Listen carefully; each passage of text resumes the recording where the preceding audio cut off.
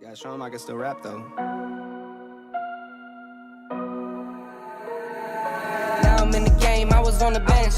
First I was renting, now I'm collecting rent. Run it up. First it with the Beamer, now I want the Benz. Spending all the back like here I go again. Outside says the chirp, now the camera phone. Told you I'ma make, keep the channels on. Why you acting different when the camera's on? Why you acting different like your paper long? 8 day wake up and I thank God. Bad decision got you wishing you could say nah. My city gritty, you could get hit any day now. On my mama, I'ma move my friendly way out. With some 20s, 50s, hundreds, thousands, millions, billions, trillions, zillions. I'm talking Amazon money, talking so much money I could mess around and buy Amazon. I been winning, I'm like, why me? I heard these labels wanna buy me. I don't need you, boo, I style me. I roll G's and they grind me. Now I'm on my game, nothing is the same. Who am I to blame? Money made me change. Cardi in my ring when I'm switching lanes. Money in the carry on them Boeing planes. Money in the carry on them Boeing planes. Now I got a buck for all those rainy days. Ain't have a day off in like 80 days. I got hustles in like 80 ways. Kids if he won't take a lazy day. Wifey on me told me take a break. I keep going to the paper straight. Then it's trips out to Montego Bay. If I take the job, bet I get it done. I said it before, I'm a 101. I just caught some ones, only wearing ones. Fornicate the funds, money made me calm. Diamonds on your neck, bet they on your neck. You want that watch, you better rock it tech. You want that chain, you better cop a vest. You want the check, but can you make it stretch?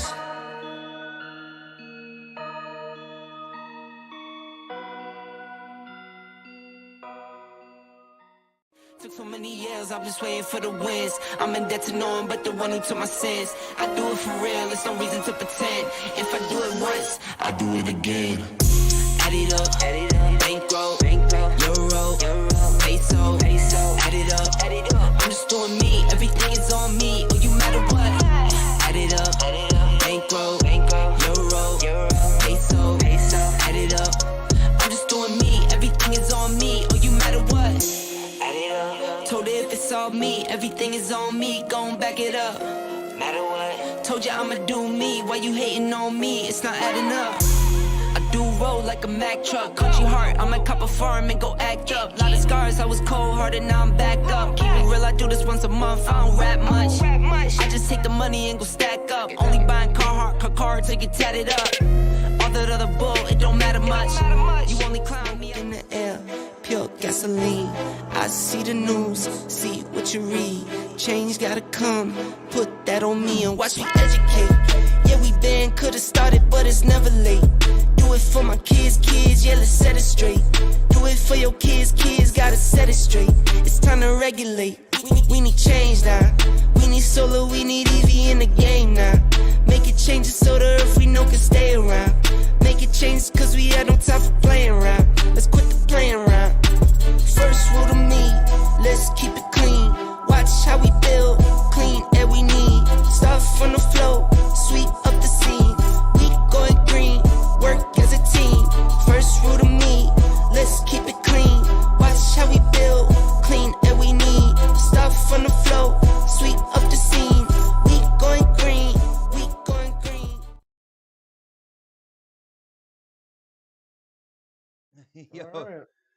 Yo, what is going on, people? It is Thursday night, and that is right. We are live. This is the next podcast, and guys, I cannot wait to get into it tonight. I have a feeling this is going to be a quote-unquote weird show. I have a feeling there's going to be things said and things done tonight that, I'm not sure if anybody expects. Yo, Dreadpool, what is up, bro? Verge, what is going on? Yeah, definitely hit that thumbs up button. He started the business side of it before I could, guys.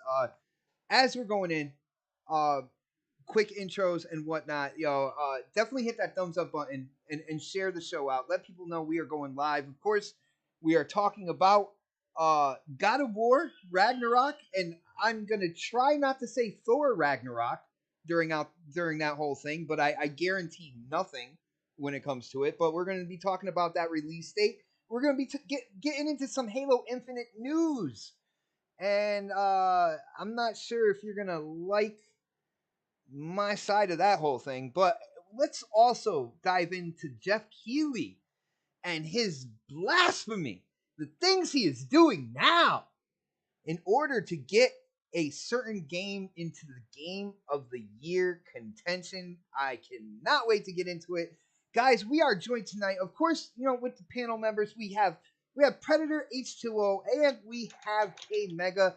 I do not know where Crispy is. We need to put out an APB. Guys, start hitting up Twitter and find out where Crispy Bomb is, what is going on. And I want to give a shout out to my brother, Sir X-Man. I don't know if you guys know this or not, but Sir X-Man, he had to get surgery. I'm not really going to get in on the details. I'm not sure if he wants like his private life put out there, but he had to get surgery. He is not with us tonight. So definitely, if you do follow him on Twitter, definitely give him a shout out. Let him know that you're thinking about him. Hoping for like a fast recovery, all that good stuff. But shout out to Sir X-Man. Of course, he is the original OG gamer. I mean, he is the player model for the character in Pitfall. So I mean, he's been around for that long. So show him some love on Twitter. But guys, we got to get into it. Of course, K Mega does have his soundboard. Predator, he seems to be good to go. So let's get into this. Guys, I want to ask you guys because Pred put this in the DM. Skull and Bones. Wait, hold on. Wait, we ain't gonna have no intros? No, we do. We've been doing quick intros. Pred convinced me quick intros was the way to go. Like an exotic cricket, your little ugly ass boy, tap dancing frog looking ass boy. Yo, that was great. Man. That was great. Why, K Mega? Do you want to say hi to everybody? What do you want to say, K Mega? What's good? Man, what's happening? What's going on here? I don't even know what's happening, boy. It's K Mega here, you know what I'm saying? The return of the Doom Slayer. And I'm here, man. Let's do it. you just want to use that soundboard, is what it was. I just want to use the soundboard. Because once I did went off for the first thing I was going to do. I was ready for that.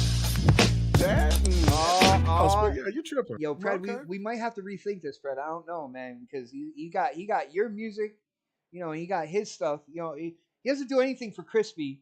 He doesn't do anything for me either. But he got you guys down pat. He's pulling his cock out. Is that Crispy? That's Crispy. He just popped in too. Good timing. Yep, right on time. When I heard the bloop bloop, I was like, okay, let me hit it. So, yeah. So what's up, gentlemen? How are you? What is up, Crispy? What is going on, bro? Oh, I'm feeling great. First podcast in whole 7 days, bro. What's going on here? Yeah, great to be here, and I think we got some great topics to talk about. Oh yeah, must have been out eating ass all day. 7 straight days. What's wrong with that? 7 straight days? I can tell you about it. Damn. Wow. Some people definitely have different taste buds than I do, but shout out to you, Lucid Gamer. What is up, Jamie? Good to see you, bro. Let me suck them titties, babe. Oh, here we go. Let me suck them titties, babe. This is a certified cum zone. Let's go. We got that popping off. All right, let's go. This podcast is officially on meltdown right now. I just want to let you know that. Oh man, how am I gonna? All right. Well, this is why we didn't do intros. It's like rough waters, but you just got to deal with it. Just got to deal with it. Yo, speaking of rough waters, thank you for that segue, bro. Because the reveal of Skull and Bones happened today, and I got to shout out to my brother Pred, who let everybody know. He's like, "Hey guys, did you see it?" And I'm like, "Well, no, I'm working, man. Can you send a link?" So he put in a link. I saw the gameplay for this, and for people who don't know, it's Ubisoft, right, Pred? Ubisoft is doing this? Yes, right. It's Ubisoft. All right. 3 years later. 3 years later, and guess what? Than that. In my mind, they can keep it, to be really honest with you. I will say, after seeing this gameplay, it really, really kind of like solidified my appreciation for Sea of Thieves. They got there's a bunch of customization and stuff, different boats. You have your crew. One of the things I think they kind of went a little overboard with certain things. No pun intended on that, but if you like it, we're gonna keep it.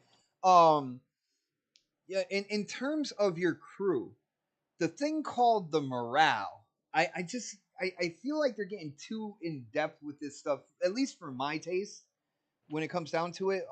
Pred, you brought it up, so you saw the gameplay, you saw the reveal, man. What did you think about Ubisoft's kind of like, it's pirate world game?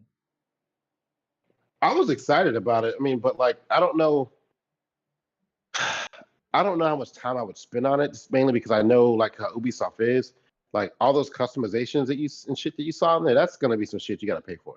You know what I'm saying? Like how they typically do. Like, it's like they're gonna try to monetize it, and I have a feeling they have to. You have those like the store like they do with Assassin's Creed. You gotta buy this, buy these coins, whatever the fuck they sell currency now. Like, and I can see that happening with this game and making it not as fun. I mean, I could see doing the single player thing for a bit, just kind of build up my character, because I like that it's more realistic than Sea of Thieves in a sense. But it's something I try. But $70, man, no, I don't think so. Like, I mean, I'll wait a little bit, before I jump into it. Because to be fair, like Ubisoft as a publisher haven't really made a lot of good games lately to me. I didn't like Watch Dogs, Legion. I didn't like Ghost Oh, you didn't Recon. like Legion? Oh, Mm-mm. I didn't like. I mean, like the only one I liked was the last Assassin's Creed. It's the only one I actually got into. But I like the series. I was gonna play the fuck out of it. But like, even like For Honor wasn't all that to me. I mean, like their last couple of iterations of franchises just haven't really hit with me. And that's all of them. It's just like, even the ones I played, there's something wrong with them. Like I played a shitload of Ghost Recon, but like there was something wrong with the game. It wasn't what we wanted from the franchise. I mean, so jumping into this, I think it's kind of what some people wanted because they want that. What's that Assassin's Creed they had that was on C? Um, Black Flag. Flag. Origins of Flag. Black Flag, yeah. Yeah, everybody kind of wanted that when we saw it initially. Enrolled. And I don't think that's what this. I mean, it's when we saw it initially the first time, we kind of thought like, oh, this is gonna be like Black Flag, but like they might have gone too more in depth with it, which is, I mean, it's you got to add some elements to the game, but I need to see more of it. I like that they use the character models they use and stuff like that with the character they were using for the beginning of the show, the black character they were using. And then, he kind of goes into the city and does other stuff, and they get on the sea and stuff. But I want to know what the story is. Is there one? 'Cause I don't think they really discussed that. If you listen to it, they just went into they talked about that one character, or whatever, and he just kind of like showed up on the ship and went out plundering, and then that's all you kind of saw was them like just killing, shooting ships and shit like that. But like, what is the story about? Is there a story, or is it just like this massive multiplayer? Or they said you can do single player too. Are you just in this world like Sea of Thieves, just going around getting shit? And it does have some Sea of Thieves elements in it. Get the maps and go this, you can do this and get that, and you can upgrade your ship and stuff like that. So that some of that's interesting to me.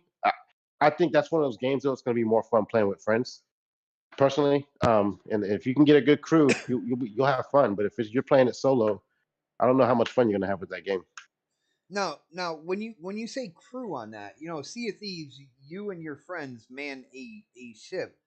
I don't necessarily. It seems like you could make like what do they call it when a bunch of ships are sailing under one flag? Armada. Are you Armada. making armada? But I'm not sure about like If you're the captain of your own ship and everybody has their own crew. Everybody has their own crew type thing. Yeah. Like I think that would be Ready the Armada. Oh shit. We will use the old ways. So they're gonna fight people with rocks and sticks, is what he's saying. Again, like I guess for people who really get into that whole pirate environment, the pirate life, the pirate like stories, stuff like that. I don't want to have to like think about my crew's morale. Like we're out there. They should be happy as long as we're getting treasure and we're getting shit off the sea. That's not how it works, man. You ain't doing your job. They'll fucking kill your ass. Yeah, mutiny. They talked about the whole mutiny type situation. I don't know. Yeah. For, Like you walked a plank. for me, Well, it's, I mean, look at it this way. Do you think like it's getting overloaded now with the whole pirate stuff? Or did they kind of miss their No. calling? Because there used to be like a show that was out, a couple of pirate shows that were on TV for a while, a couple of years ago, and then we got Sea of Thieves. I think there was another pirate game that was coming out. I think when Sony did their show too, and now you're getting this. So like, I mean, I don't are think they missing? I don't think we're getting overloaded in terms of pirate stuff. Like like the whole zombie thing. Yeah, For that a kind of while, yeah. like zombies were everything was zombies, man. And I after a while, like I'm a Walking Dead fan, but I couldn't stand it after a while. I'm like, dude, it's just come on now. I don't think that's the case. I just feel like there's just I don't know. To me, this is way too layered for me to think it might be fun. Yeah, It it seems like it's more too in depth for you. yeah, and You want something a that's little my bit more own personal simplicated. that's my own personal opinion. You know what I'm saying? I'll never tell anybody to not like something or something like that because I don't. But I really can't see myself getting into this. And like graphic wise, I thought it was okay. There was nothing that really kind of like Yeah, stood out and kind of really had me like my jaw drop or anything like that. I mean, and this game's been in development for how long, Pred? a long time. Yeah, I'm Shit, I sorry. would Been say like probably damn near a decade. I think somebody in the chat. Let me see. It was 2017 when it first got announced. Yeah, somebody put that in Yeah. there. I was trying to give It was Dreadpool. Yeah. Dreadpool. Yo, shout out to Dread. All the Dreadites. So what I meant to say was 5 years later. 6 hours later. Well, Crispy, did you get a chance to see the reveal and the gameplay for Skull and Bones? Well, the way I look at it, I don't care. And here's why. I will give a reason why. Ubisoft is absolutely horrible at releasing new IP, especially in the past 10 years. They are absolutely brand new IP. The Division was a shit show. Thank you very What? much. It was absolutely Oh, in the beginning it was. It was. it was a shit show. I will wait to give my Immortals opinion was later. not a shit show. Immortals. Okay, but that's a Phoenix totally Immortals is different. really good. That's totally different than their blueprint. That's a Right new now, they're IP. going MMO. They're going exactly what they they're trying to copy Sea of Thieves, but be more gritty. Hello World. I mean, that's what they're trying to do. It's not. They're not built for this. Like they screwed up so many of their IPs that they've had for years at launch. I will make my judgment later. My point is I wouldn't expect much because at the end of the day, it's a day before another game we're going to talk about later, and yeah, that's not going to work out for them very well. I'm just saying, it's just not. Regardless of how the reception of that said game is going to be, it is going to just be everybody's like either fighting point or whatever it may be. Everybody's going to be talking about it. And nobody's going to care. So, I mean, maybe they did that on purpose. Think about it. Maybe they're like, hey, we can soft launch this game. That's why I kind of love, Xbox with their preview program, because at the end of the day, that's kind of a soft launch. And then they add to it and they make it better. They're trying to make, this massive multiplayer game. And is it going to work? Being a new IP from Ubisoft that's a massive multiplayer, I don't have much, thought in saying it's going to be great. I don't see it. And right before that said game, I don't know, man. I think they're trying to be quiet about it. And also, I mean, when's the last time we really saw anything besides 2017 from this game? Basically, they threw it to the curb for a while. No, I think that's concerning as well. Behind closed doors and just didn't show anybody because it was probably. So then you just shadow drop it? It was in development hell from what I like. If I had to guesstimate, like they were having a real issue getting that game together. And first off, I want to shout out RT Viper who is in the chat. What is up, bro? It is always good to see you, Crispy. Dragonheart Yobi's calling you out on the whole Ubisoft thing. He says, Immortals is a new IP. Roller skating game is a new IP. The other bicycle game, it's not technically a bicycle game. Oh it's yeah. Riders Oh Republic. yeah. Riders Republic. Is a Yeah. new Riders IP, Republic. and he said those I launches mean, it's were doing nowhere well. near the same level as the Division. Yo. Saw plenty of glitches in Riders Republic, and it's much simpler than the Division was. We're not talking about that. We're talking about quests, stuff like that. So at the end of the day, I'm not confident in what they're going to do immediately. That being said, I did play the Division through and through. I was like 368 gear score, like just maxed out everything. They made it better. So rather than jumping in immediately, I'm gonna wait and see and see people's responses, because at the end of the day, I don't want to be a beta tester anymore unless it says beta. I don't want to purchase that and say, "Oh, I'm basically a beta tester." That's not the way I'm looking at it. I'm sorry. It's just it's different now with Game Pass and with how everything's going in the world at this point. I got to think of it and say, am I going to purchase this? Am I going to sit here and play this and go through all the brokenness that I feel like Ubisoft has been doing for a long time now with any like massive multiplayer game?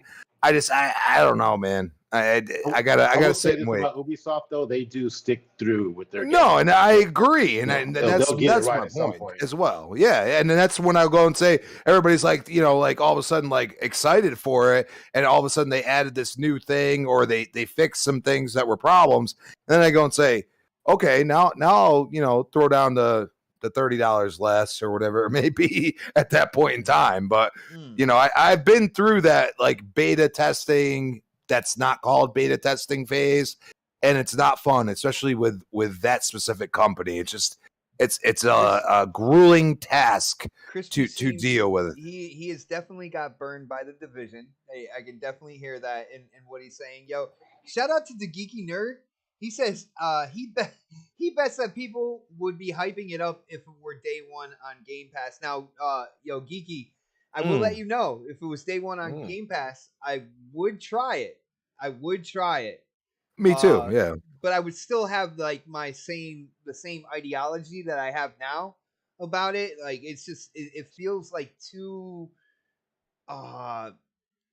thick pirate for me. I don't know how to describe it, but having gritty pirate instead of like fun so pirate. Many different things. I just want to go out, cause havoc with my pirate ship, get some treasure, come back, cash it in, and fucking go crazy, man. That's looking at all like the different things that you got to kind of watch for, the meters and stuff like that when it comes to your crew and stuff. I'm good on all that. I am definitely I will pass when it comes to that.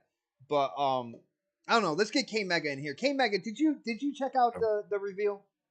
Oh yeah, and I'm going through and watching the in-game replay, the in-game trailer again, so I could just process everything that I seen before, because I kind of glanced through it the first time. Look, man, I'm going to just say this: like, I would play this, and I think that I would enjoy this a lot, and this is why.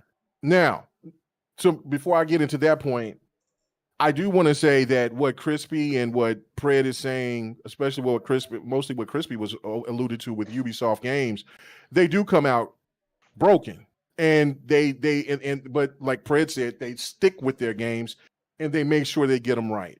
Because when I first played For Honor, I'm like, you know what, I see potential here, but it's not fully there. You go back and you play For Honor now. When I went back and was playing For Honor last year, love it because of the variety of character, because that was the one thing that when I was playing it, I was like, man, if they could add more characters here, and I know that they will. They had 3 at launch, I think, right? Yeah, they only had like 3 at launch, right? And then they got a story mode, and then I've showed gameplay of the story mode before. It's fire. It is absolutely fire now. So that's what you'll expect with a game like this. So I do agree, like, I don't feel like, now they could make it polished and have it in depth, because I mean, this is going to be a big, huge ass game. Like, I mean, this is going to be massive. So that's going to be of the Indian Ocean, by the way. They're going to have they're going to do other oceans too, because I was just looking at that. Well, they're going to add them later on then, because they said Indian Ocean basically. Well, yeah, but they also said the Mediterranean and all that too. I just seen it. So so yeah, this game is going to be massive. And then also they showed the storms and everything else that's going to come in. And I'm pretty sure that they'll have krakens and shit like that, which will probably have its surprises and things like You that. had But to go there, right? You had to go there on my channel. they're gonna, yeah, they're saying the kraken ain't gonna be lacking over there, so it's all good. It's but but the one thing about it is where I do agree with you guys, like it's not going to be simplistic. This is going to be a game that you're going to have to get in. It's got to get in depth with, figure it out, understand it, and then have a crew. I don't know how this game will play by itself solo. I'm sure that it will have the opportunity to go through that, and there will be people that will play the game solo. But this is one of those games, kind of like how I am with Sea of Thieves. I have to play with a crew. I think one of the biggest factors that they were trying to figure out was trying to not step on Sea of Thieves' toes because of the fact Sea of Thieves is so popular now. Sea of Thieves at the time when they first announced it, they was kind of like, fuck it, it's not going to last, it's not going to be popular. But when Sea of Thieves start coming with the story modes and they did those enhancements and then the Jack Sparrow shit, it was over. So that was why they was probably going through development hell. Like, oh man, we can't do the same things that we probably were going to do with Sea, because Ubisoft is slick when it comes to one of making games that kind of caters to other games that's come out. So I think that this was probably going to be more of a Sea of Thieves clone, and then when they seen how popular it was, then they would have got ridiculed for it, and nobody would have played it at that point. So they had to go to another direction. So I think that it will work, that this game can coincide with people who love Sea of Thieves, and there's not enough pirate games out, to be honest with you. Like, I mean, you were saying, like, there's really not. There's the PlayStation game that I think there was a VR game or something like that. Nobody didn't talk about it on PlayStation. Then you got Sea of Thieves, which is a huge success. And then you got this that is going to be more kind of like sports games. Like, like somebody would enjoy an NFL blitz more than they would enjoy Madden, because Madden is simulated. Or if you want to go with, NBA 2K and then somebody want to play NBA Live instead. I feel that this is the more simulated version of being a pirate. And Sea of Thieves is more of the arcade fun, just go in, have a crew, act a fool, just do all types of shit, while both will have their own set ways of having the way that they'll set their sandbox. So it looks very intriguing to me. I would definitely play it, give it a shot, but would it be a day one buy for me? I have to definitely see more, but I would say no, just off of what I've seen already. But it would be definitely a game that I would sink my teeth into. All right, I got you, man. A couple quick shout outs. My brother, Mr. Bushido, is in the chat. What is up, bro? It is good to see you here. And of course, Choiski is here. And since Choiski is here, the party has officially begun. Yo, what is up, guys? Good to see everybody. Yo, definitely hit that thumbs up button. You know what to do. Share the show out on social media. Let people know that we are live right now. We are getting it in when it comes to the gaming news. So that's pretty much it for Skull and Bones. I want to move on to a bit of Halo news real quick, and I'm bringing it up so this way I can remember the guy's name.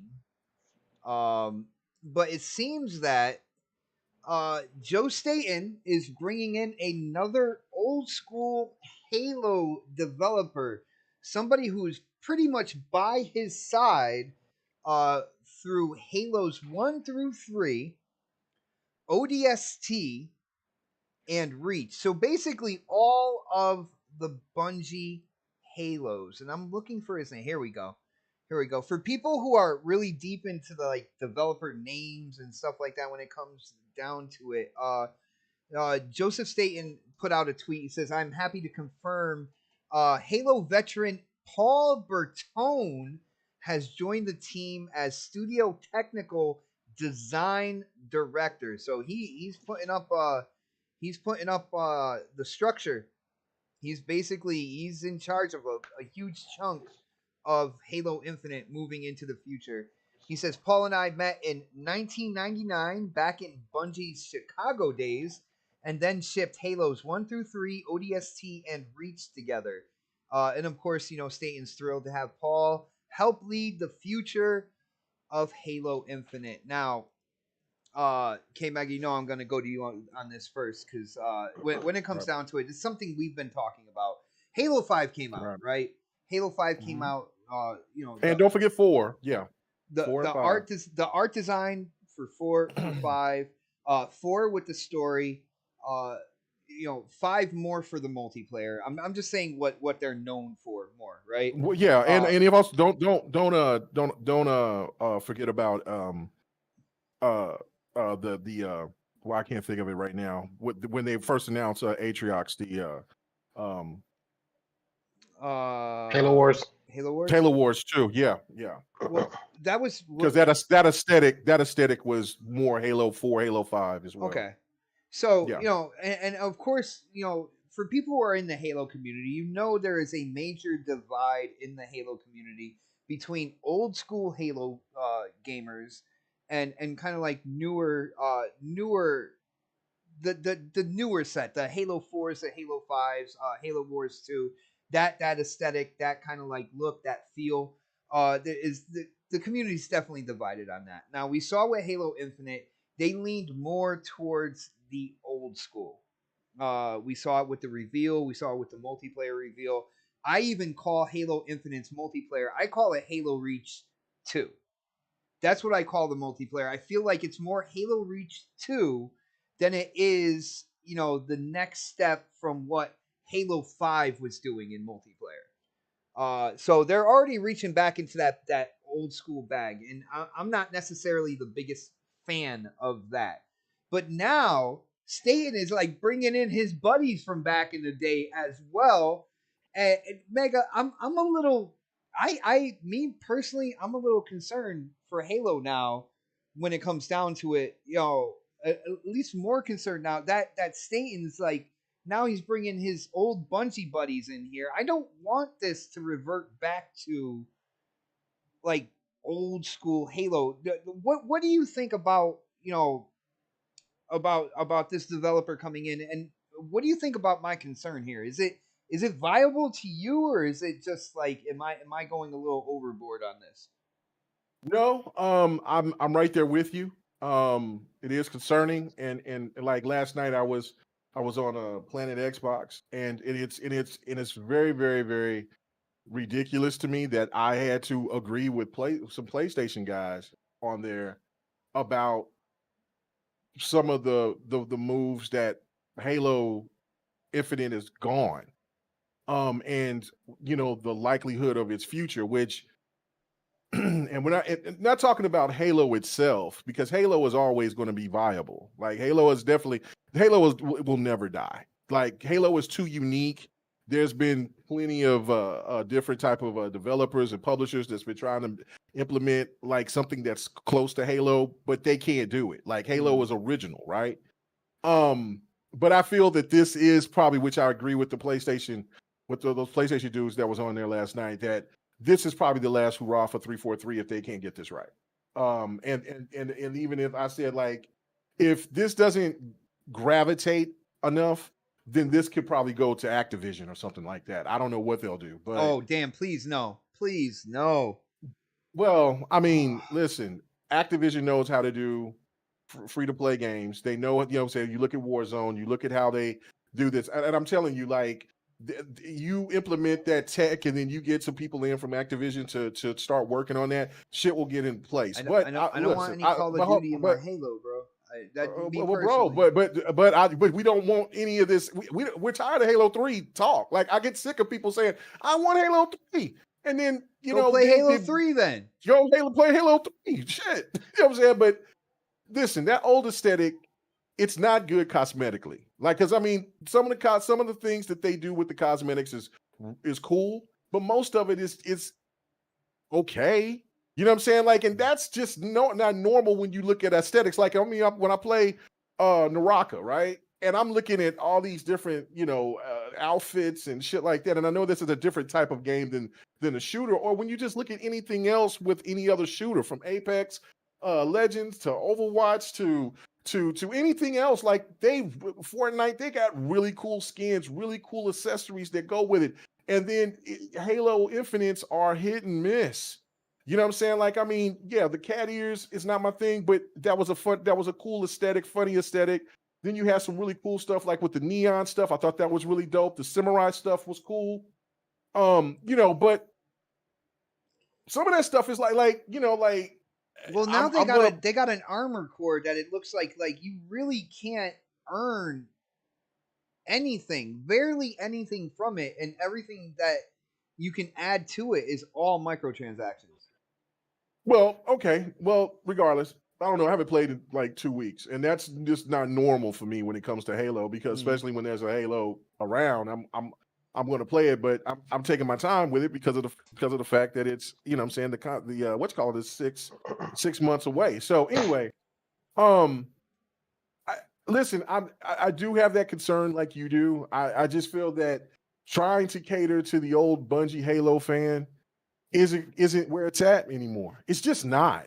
If you want a younger audience to jump on Halo Infinite, then you have to get the one thing that's the most important, and that's the content. Get the content out. The content's got to be hot. If you keep on trying to cater to the old Halo Bungie fan, they're going to abandon you. Just like they're not going abandoning to be you now. happy anyway, no matter what They're you do. not going to be happy because you're 343. You're not Bungie, and that ship is sailed.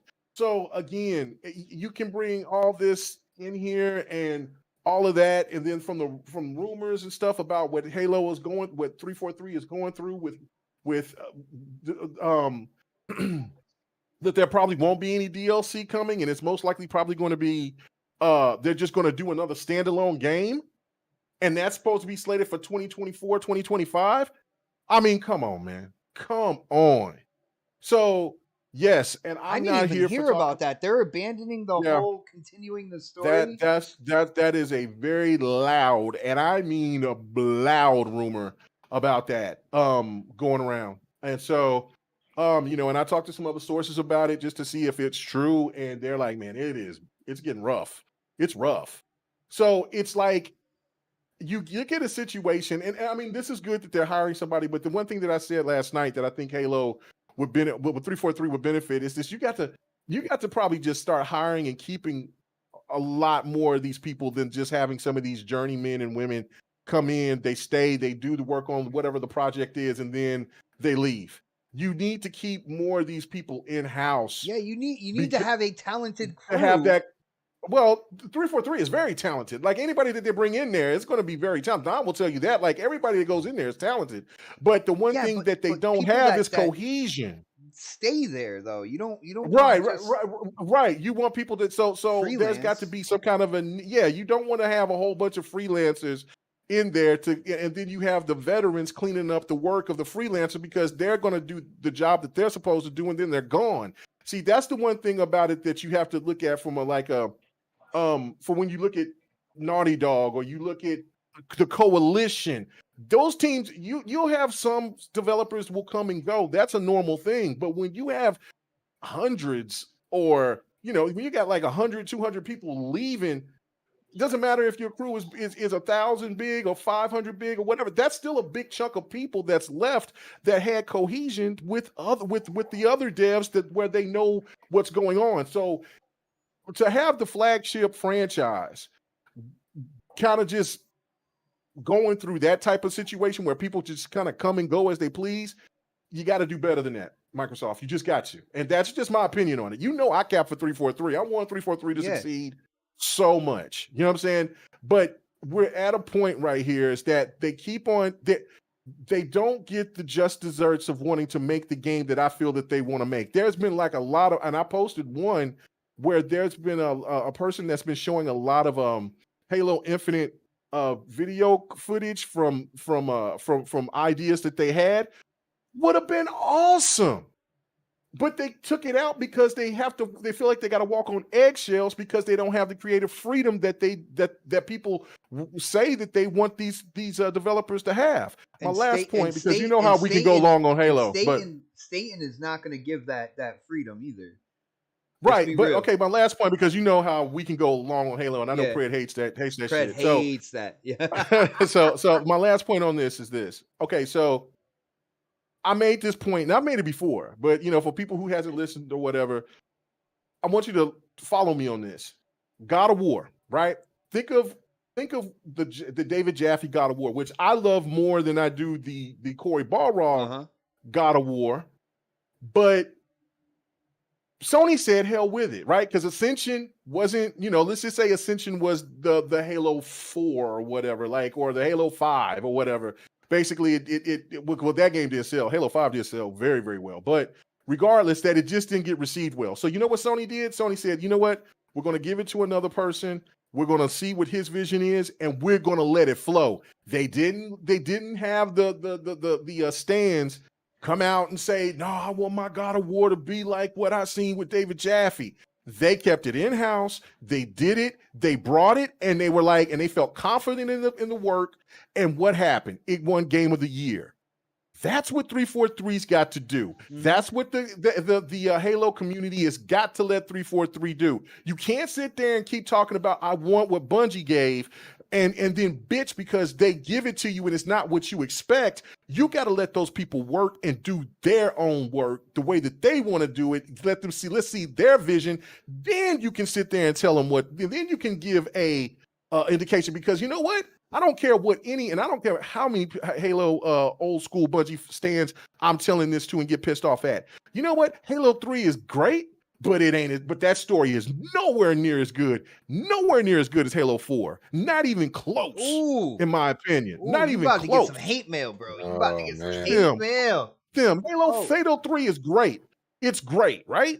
But it's still, but it's not as good as Halo 4. Halo 4 story is I stay neck deep into that stance. There's no way that Halo 4 story was goddamn good, right? So that was 343 giving a vision, giving Chief the humanity. And then my last point, because I said I was got another last point. Let Chief fucking rest, man. Let him rest. Oh no, we're not getting into that. No. Let him rest. Let him rest. Put him up. Put him up. Superhuman. No way. Put him up. Put him up for a while. Let's open up that universe. I'm good. Anyway, I'm good. Let him rest. Let Chief rest. Let him rest. Put him on ice for a little while. I will say, 343 was on the verge when it came down to it. Now, guys, imagine if they didn't come in and try to cater to the OG, and there is an actual war going on between Cortana and the UNSC, and Atriox is like taking advantage of the fact that they're fighting each other and trying to get whatever he wants when it comes to the Banished. Now that scenario right there, that would have been such an it would have been like epic, the Flood and the Covenant. It would have been, really, if you look at it. And somebody accidentally releases the fucking Flood again because they didn't know what they were doing on a Halo ring. Shit could have like been that. Cortana. There you go. Yeah. Well, it could have been. Did y'all see the video? Yeah, have y'all seen that? I did see that deleted video. clip. I did. See, that's what a lot of people would want to see Halo get into a darker tone, even though Infinite did get into a darker tone. But I think people are mature enough to look, man, I want to see Halo get not Gears dark, because Gears is a whole nother level dark. I would never want to fuck it. If there was a scenario where I could go into a video game world, I'm not fucking with Gears universe. That shit is way go, baby. That shit way too left for me. Now I can't make it scared about that. But when they're talking about brought up Gears before Crispy did, that's something. Yeah. Gears world universe is ill, right? But man, Halo, you know what I'm saying? They took that out where he destroyed Cortana, but he made her feel like it was all good, and then that's the shit that you want to see. Whoa, Chief, what are you doing? That's the compelling, that's that story shit that you want to put into the game, and they cut it. Why? Because what? They felt, that don't get those people excited. We don't want to be too dark. Get the fuck out of here, man. Make the game what you want to, bro. I'm tired of this shit, man. Let these people you'll talk about you want creative freedom. Give them creative freedom. Shit. Yo, for real. Let's see. Let's go to Crispy on this one. Yo, Crispy again. Another developer comes in, but he's OG Bungie. Halos 1 through 3, ODST. Yo, real quick, shout out to Dragonheart Yobi. I just saw bright yellow on my screen for hitting up that super chat, brother. Thank you so much for the support. He says, give Mega his flowers. He called this a year before Halo dropped. He said he was afraid of the devs walking on eggshells, catering to the wrong crowd instead of doing their own thing. I remember. Bro, I remember too. Yo, me and K Mega, that's something like we were constantly saying when it came to like the next Halo. But yo, I'm not gonna rate Mega. He didn't say you. Well, but I mean, you got the money, so I mean, you know. I gotta get you, hey, yo, Mega. I gotta get you some flowers, bro. I gotta get you some flowers. Send me your yo, but you hear this? Yeah, this boy ain't gonna buy me a 35-cent plastic flower and send it to me. It might be an edible arrangement, man. Like, no, you ain't gonna spend no money for no edible. That's not a flower. Yeah, that's way more than what a flower would cost. So yeah, no, I'm gonna get the plastic thing, man. Speaking of edibles, man, I gotta get that candy bar up here because I'm gonna grab. I mean, we could talk about other types of edibles. That's exactly what I'm talking about. 300 milligrams in a candy bar edible. Anyway, pass them out. Yo, Dragonheart, yo, thank you so much for the support, brother. Yo, Crispy, like I say, yo, I'm a little concerned here because it seems like they brought Staten in, and got the OG community excited. Now he's bringing in at least one of his buddies, maybe more. You never know. I don't want Halo 1 through 3 again, man. It's you go back and play those, it just feels absolutely dated. I don't need that type of Halo anymore, man. Should I be concerned? Is this something that you think is a viable concern, or do you think I'm overblowing it right now? And let's see what they do. You're not. I agree with K Mega. What? Yes, I do. Yo, you heard yes, I do. What? Well, let's go. Okay. You did open the door. You did say the coalition. Okay, yes, that was one of your thoughts. Okay, right now, coalition you is said the best studio on Xbox right now. Since my beloved 343 is suffering. Let's unpack this for a second. Let's think about it. All right, all I see from 343 at this point is a bunch of fucking fluff. Excuse my damn language, but let's be serious. A bunch of fluff of trying to cater to a certain minority of the fan base. Okay? At this point, you can love what you... I will disagree. I think Halo 3 is better than Halo 4. Okay? And I've completed Halo 3. I got about halfway through Halo 4. Point is, I stopped playing for a reason. That's what I'm saying. At the end of the day, you don't like compelling, deep stories. No. What I'm saying is that I didn't get the transition. You understand what I'm saying? That's the way I look at it now. I didn't look at it like that before. I didn't get the transition. They could have cleaned that up better.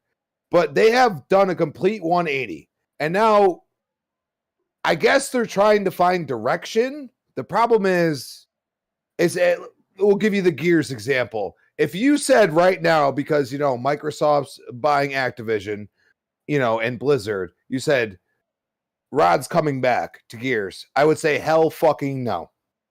I do not want that.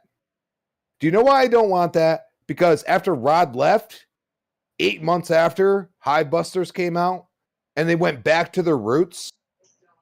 How about every time the Coalition comes out with something, it's actually a different game? How about that Matrix demo? How good was that? How about making the this UE5 demo? How about that?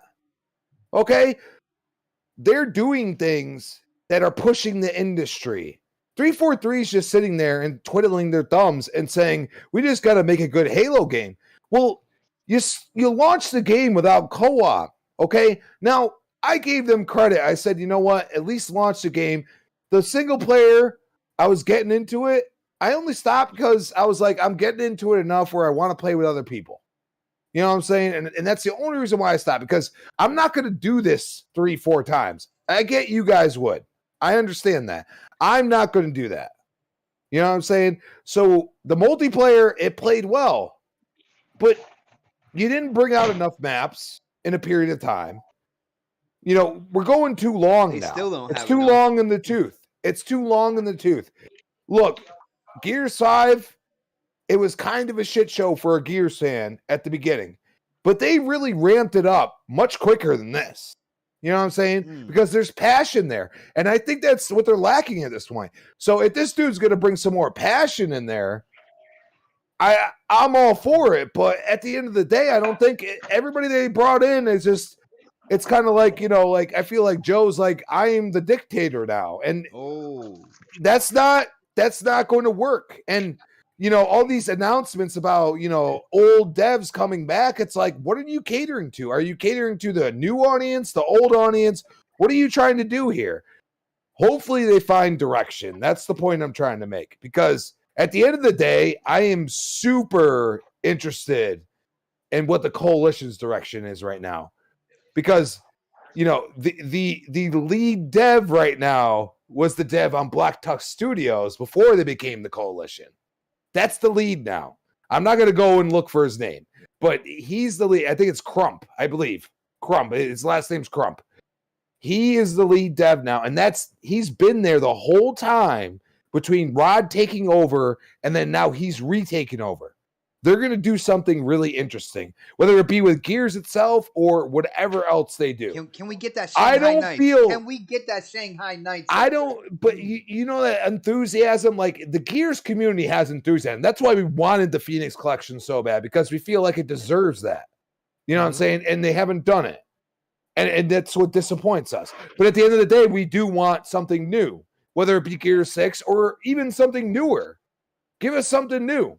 You know what I'm saying? Because we know what they're capable of. We've seen it. You've seen it with the Hive Busters. You might not have been in the whole campaign, but if you played that campaign, you could look at that campaign now, and what did I say to you, bot? There's your Stranger Things, bro. The Hive Mind. There you go. Right there. Okay, and we've seen it before, puppets, but they did it really well. You think about the Queen coming out, which is actually Reyna. You know what I'm saying? That's all Hive mind. That's not the actual body. That's just the Hive using her intelligence. That's all it is. And then manipulating her. It's just like the freaking Stranger Things. Dude, if you keep going with that and you just linear and make it more linear like Gears is supposed to be, dude, I think the Gear 6 is going to be incredible. It's going to be absolutely mind-blowing for people. But that's the point. That's where I agree with K-Mega. You got to do what you think is right. And sometimes you're going to fall. But at the end of the day, not everybody's as old as us. You know what I'm saying? Not everybody's played through every game. You got to grab the people that are there now. And I think I just feel like they're grabbing the people that are kind of like, oh, well, I'm playing this with my kids. You know what I'm saying? Like, I'm not interested. You don't have co-op. I can't play with my kids. What do you want me to do?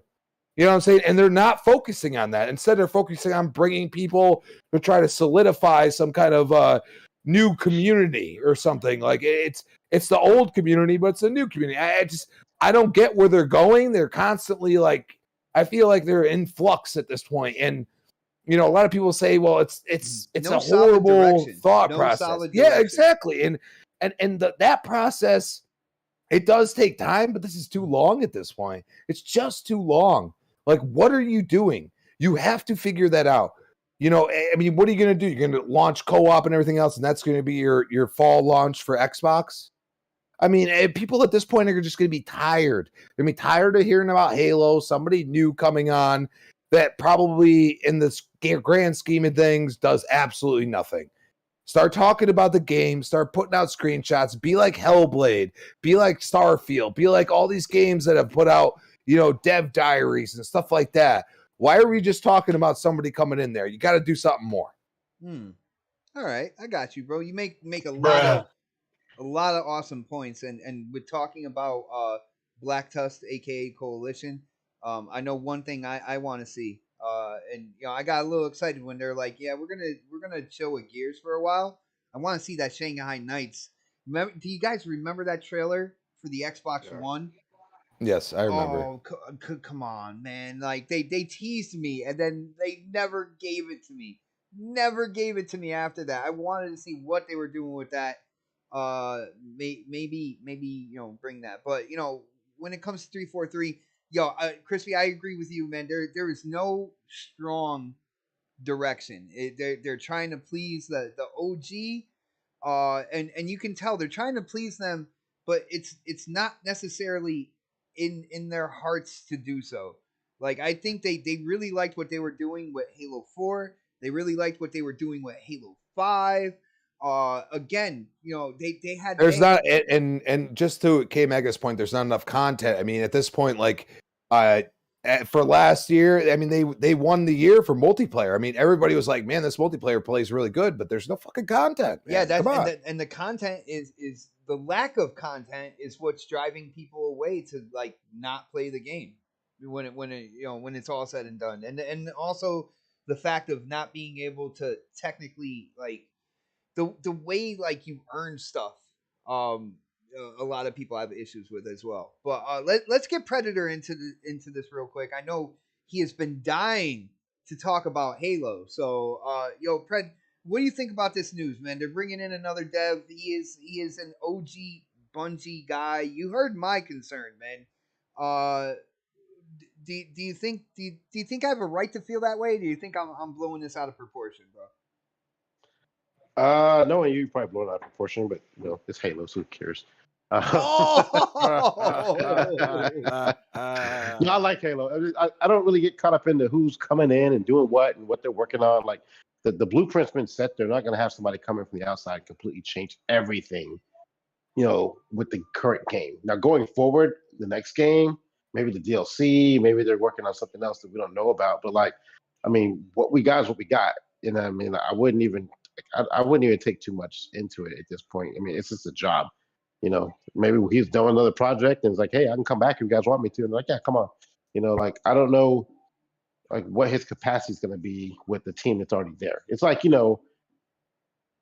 it's like bringing somebody else into like your ex-girlfriend back into the house. You know what I'm saying? And they're like, what's she here for? He's a technical design director. Didn't she fuck it up last time? Why's she back here? So like, everybody's giving you the side eye. You know what I'm saying? So like, like Don says, it's a Tuesday. You know what I'm saying? So like, these people bounce around jobs all the time. How many technical directors are on the Halo project? He's just one of many, I'm sure. So, I wouldn't put too much stock into it. He probably doesn't even have a huge role into it. He's just working on it again. Maybe he has some input and trying to get some things back. I could see maybe if they were bringing a bunch of like a whole slew of people back, and they're trying to merge what they've created so far into trying to make both parties happy. But like, you're never going to make anybody happy. Ken Mega kind of alluded to that earlier. Like, both parties, the old school Halo people and the new school Halo people, they're never going to enjoy, what's going on. I go through this. Everybody if you're invested in the gaming community, everybody goes through this. There's always the old school gaming community and the new school gaming community. There's people who like certain things that change and people who hate it. So like, and eventually you just get used to it. But like the Halo community is the extreme kind of like example of that, though. Because Halo's a big game. That's why they're extreme, because Halo's like a huge game. But like, I go through it in the Ghost Recon community. I'm sure Crispy goes through it in the Gears community. I'm sure K Mega goes through it in the fighting game community. So like, if you're a fan and you're passionate about something, there's going to be changes that come along from each iteration of game. Like here's a perfect example. Overwatch 2 is about to come out. I'm sure there's going to be some people pissed off.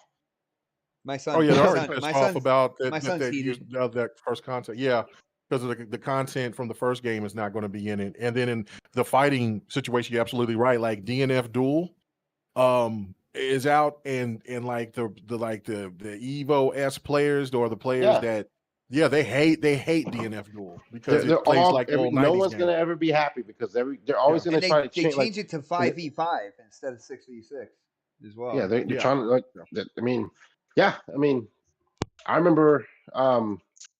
You remember when you used to play shooters back in the day? If you guys are into shooters at all, like it would be like 8v8, 16v16, and that was like the max, right? And then they kind of started doing this 4v4 bullshit. Because it used to be like I used to love 8 versus 8 team deathmatch. you know, and even 16 versus 16 team deathmatch, right? And then like they started doing this 4v4, and like at least for me, the military shooters, everybody had the same shit. Everybody had the same type of guns. You didn't have this person with this alien rifle and specialized skills. We went into this specialist mode. In every game we have now, every shooter, every team squad based thing, it's a specialist thing. That's what fucked up what's it called? Shit, I'm sitting here downloading it right now again. Battlefield. Battlefield. They went to specialist. Oh, this guy can use a hook. This girl can fly. This guy has a special fucking bazooka. Like I mean, like so, like and people. I think people are starting to like. There's games that stuff's made for, but every game isn't made that way. Every game doesn't need to be that way. They did with Call of Duty too. Like I mean, like so, like I mean, why can't we just have a squad-based shooter where people have the same, equipment like you would in a normal squad? You have maybe you have a medic and stuff like that, but like I don't know, like things change and people have to get used to that shit. You can't sit there and do the same thing over and over again, over and over and over and over and over and over and over and over again. So like I mean, like with Halo and the Halo community, they just have to get used to that shit. Like they're trying to make the game better. They can't just say we're gonna do the same thing. Each Halo comes out, it's gonna be exactly the same. Because there've been subtle changes in the game in the past, like like the bubble shield, or the bubble thrusters, shield in Halo 3. Dual wielding in Halo 2. They changed the game each time, man. Each time they try to do something different to kind of make it more exciting. Because like I remember when I saw the bubble shield the first time, everyone's like, "Oh my!" Everyone's hyped about the shit, but I'm sure people hated it. I hated it. Like, I didn't. I mean, like in the beginning, some people hate it. I mean, like, and even when Infinite came out, we were arguing about like, oh, you can't. What's the one the because we thought it wasn't gonna be in the game, but it is a special ability or whatever. But like the ground The pound, boost. The boost. The ground pound's not in there. yeah, It's I mean stuff like that. We were like, that's not in the game. That's fucked up. Like so like. You I got said used not to in the that. game. Yeah, the ground pound. Yeah, you're right. When we first thought that some of that stuff wasn't going to be in the game, like we realized you had to unlock some things, stuff like that. But when we first like started talking, we're like, well, that's not in the game. Like, I mean, hell, K Mega's mad because his character's not in the game. Right? So like, I mean, like, hashtag save lock, baby. yeah. So like, I mean, like everyone's not going to be happy. I mean, you just have to get used to it and just enjoy the next iteration. If you want to play Halo 3, guess what? It's in Game Pass. Go play it in there. So I mean, dude, and they're adding content in Master Chief Collection where you play like Halo 2, Halo 3, and you get shit for that. Nameplates, stuff, different cosmetics and stuff. So it's not like the content is ridiculous in Master Chief Collection now. That's why I'm like, why are y'all still harping on? You know what I'm saying? That's just like if you keep adding more characters to let's say like Tekken Tag 2. I mean, and then but then there's Tekken 7 out there, and then there's people that like Tekken. Like for me, I prefer Tekken Tag, the older Tekkens over Tekken 7. But I'm not going to bitch and say, well, because Tekken 7 is different, that no, let's just bring it back to what this is. No, I mean, if I got content coming for the stuff that I like more, I'm cool. But I just don't understand why people want to just keep wanting the same thing over and over. I mean, these games have to evolve. Remember, I've used this analogy before. The Witcher. Yeah. I think it was The Witcher, the original Witcher. That wasn't the way it is now. No, it's evolved to what it's become. It was like right. Wasn't it down something? What are you talking about? The original Witcher on PC. It wasn't. It wasn't the way it is now. It's mouse and keyboard. Yeah, absolutely not. Yeah, no, I'm not thinking Witcher. I'm thinking of what's the other one from Bethesda? Fallout. I think it was Fallout. Oh, Fallout. Yeah, 1 and 2 were. They were. It was completely different. Like I mean, like these games. Was it a top down or something like that? I thought it was. Maybe. But you could move the camera, so it was kind of asymmetrical. It was top down, but you can move the camera. That's Fallout 3 was the first Fallout that I played, so I didn't play it. Yeah, and because it was on PC before, like but like I mean, as these games get better and technology changes, they have to make moves. And like I think you mentioned God of War, Kamega was totally against it in the beginning, and he played it and fucking loved it. Like eventually you get used to this shit, and you're like, well, you know what, this was a good idea. I'm a dumbass. This was a great idea to do it this way. Right, so like, right. So just let it happen. They got to stop catering to these old school people that just want it a certain way. If they want it that way, there's a modding community for Halo, I'm sure, out there. There's like a bunch of people who still play Halo 3 or 4, and they can play those. So shut up and move on. They're still supporting those games that they love as well in the Yeah. Master Chief Collection. So why not just play the Master Chief Collection and let 343 move Halo forward? Because like I said, they were on the verge, man. They had Halo 4, they had Halo 5. Now, granted, people didn't like the story as much when it came to Halo 5, and people didn't like the multiplayer with 4. But what they showed from 4 going into 5 is they can make a quality multiplayer. What they showed with 4 was they can make a compelling story. And I love Halo 4's story, all the emotion that's in it. It's not just like, we got to save the world and let's go do this. And, there's a bomb. We got to drive away real quick or anything like that. No, there was a lot of emotion behind it and stuff. And I really got into that story. And I feel like, I think it was Crispy who said, fluff. They're soft. They're like, oh no, we got to cater to the OGs as well, and they're just convoluting it. There's no real set direction moving forward. And There's no innovation, Bot. There's no innovation. I don't when feel it comes there's down any to right it, now. man, I hate to say it, but the people who are running shit. They're the ones that kind of get snipped first. And I'm looking at 343 and the people who had 343, and I'm like, yo, guys, you're doing this right here. You need, they might need new management or something. But we gotta move on. We gotta move Yeah. on from this, man. When it comes down to it, Yeah, the Halo boy. Yeah, we could talk about that all yeah, night. yeah, let's talk about the end of the world. Let's talk about the end of the world, at least according to Norse mythology. That is right. God of War Ragnarok. Sony PlayStation, they finally revealed the release date. And I gotta say, it was very anticlimactic, like how they did it. Very lackluster. They just basically came out with a tweet and a short little CGI trailer, and that was it. There was no show, there was no event, and I'm scratching my head as to why. So many people were waiting for the release date. So many people were talking about, a state of play. Now, for people who don't know, the game is releasing November 9th of this year, which is a Wednesday as well. So that's really odd when it comes down to it. And Well, I know why they did it on the Wednesday. because it's the 9th. No, because it's part of Norse mythology. That it ties in with Ragnarok or something like that, but it's tied into Norse mythology. That's something on that day, and that's why they're dropping the game on that date. Really? Because I thought it had something to do Yeah. when Starfield was coming out on the 11th. They wanted to get out there 2 days before it. That's what I thought. No. Originally. It's got to follow. It's following from Norse mythology.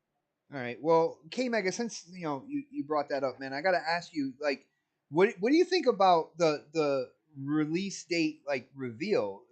Are you with me? Like, it was pretty lackluster. I feel this might have been their answer to all the dick pics that were sent to the developers when it came down to trying to get a release date. They're like, you know what, fuck y'all. You're just getting a tweet with a little CGI trailer. That's it. Like, I don't know, man. Dude, was it lackluster in your opinion, though? What do you think, man? Well, no, I mean it they just dropped it, but I mean what the problem is what I'm worried about is that now because somebody sent dick pics to Sony and to Santa Monica, now like how many more of these flashes that they're going to get for other games that they want. So I don't know. They probably got some results. That's kind of funky. But anyway, Like, yeah, that's some good cock right there. Let's go ahead and release it now. let's release it now. Anyway, so let me first off and say, because I got to eat the crow because I said I didn't see it coming out and dropping in November. I tried to tell you. I tried to tell you, K Mega, it was coming out this year. Yeah, Yeah, that's fine, and that's cool. So I'll go ahead and I'll eat the crow on that. But I still stand. I still go by what I stand. Well, I still am making my stance on what I said of why it would be better for them to do it in the beginning of the year instead of in November. Because watch, the game is going to still sell well, and God of War can pop up, and they can. The God of War has got enough as a legacy title, so it can drop anytime it wants to. But to maximize those dollars, hey, you know what I'm saying? I just was like, okay, well, all right, cool, but they're gonna to me, I feel like they're gonna lose some sales because it's gonna be you're going into Black Friday territory. There's other games that's gonna be dropping that some people might be having interest in, and that $70 price tag when you're looking at games already on sale. I, I just, I don't know, but I mean, but since they, the tie-in with Norse mythology and on that Wednesday and things like that, okay, I got you. But um, I mean, it's a good look for what Sony is doing. I mean, it's like, listen, Xbox got to concede. Well, Xbox already conceded with the first party aspect of it. So, I mean, I look at it from that standpoint of just like, look, man, I mean, Sony is most likely going to win Publisher of the Year because they dropped a lot of their legacy titles this year. So that's and I'm looking at like what next year Sony's going to be bringing in. Like you look at Spider-Man's probably going to be definitely one of them, and then of course there'll be the Final Fantasy can and you stuff like really that. look But at next year though? Like my whole thing with them, even this game that we're talking about, God of War, mhm, was delayed.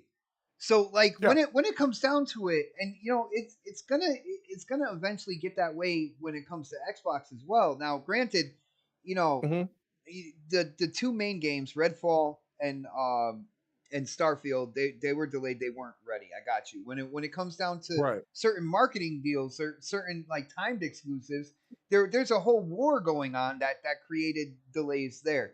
But Sony has an absolute track record of delaying their first party. So when they're telling me yeah, Spider-Man yeah, 2 is yeah. coming out next year, I'm not believing that Well, I mean until that. uh, there's a date I and mean all that good shit, man. what Sony usually drops a big title once a year. Now, I mean, I'm trying to think what they dropped last year. Was their big title? I can't remember, but they at least drop one of their big titles once a year, and I feel that Spider-Man 2 is going to be that title.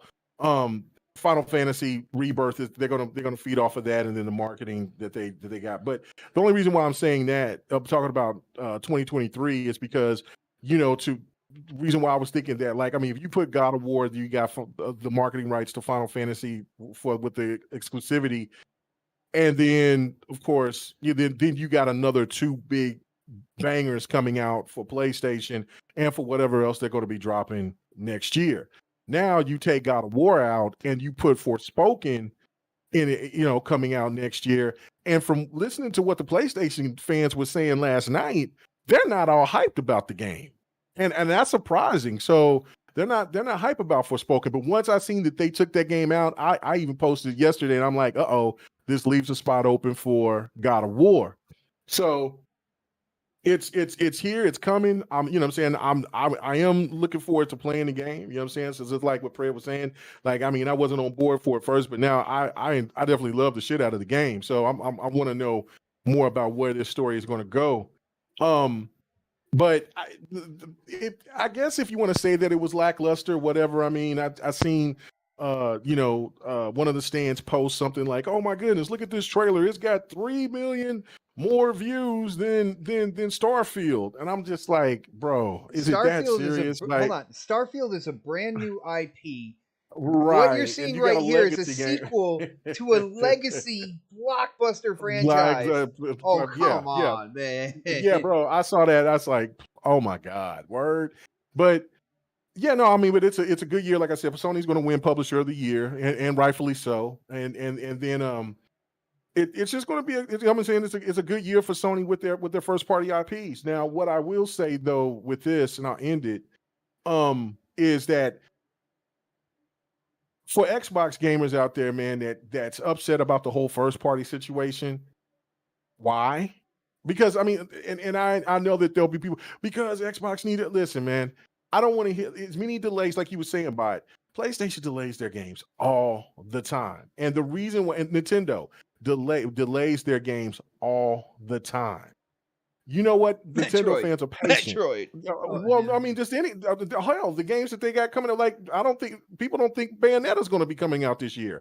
Zelda got delayed. Like, but anyway, but the point of the matter is that, but Nintendo fans are patient because they know the product that's going to come out is going to be legit. Nintendo don't miss when they come with their games. They're rarely buggy.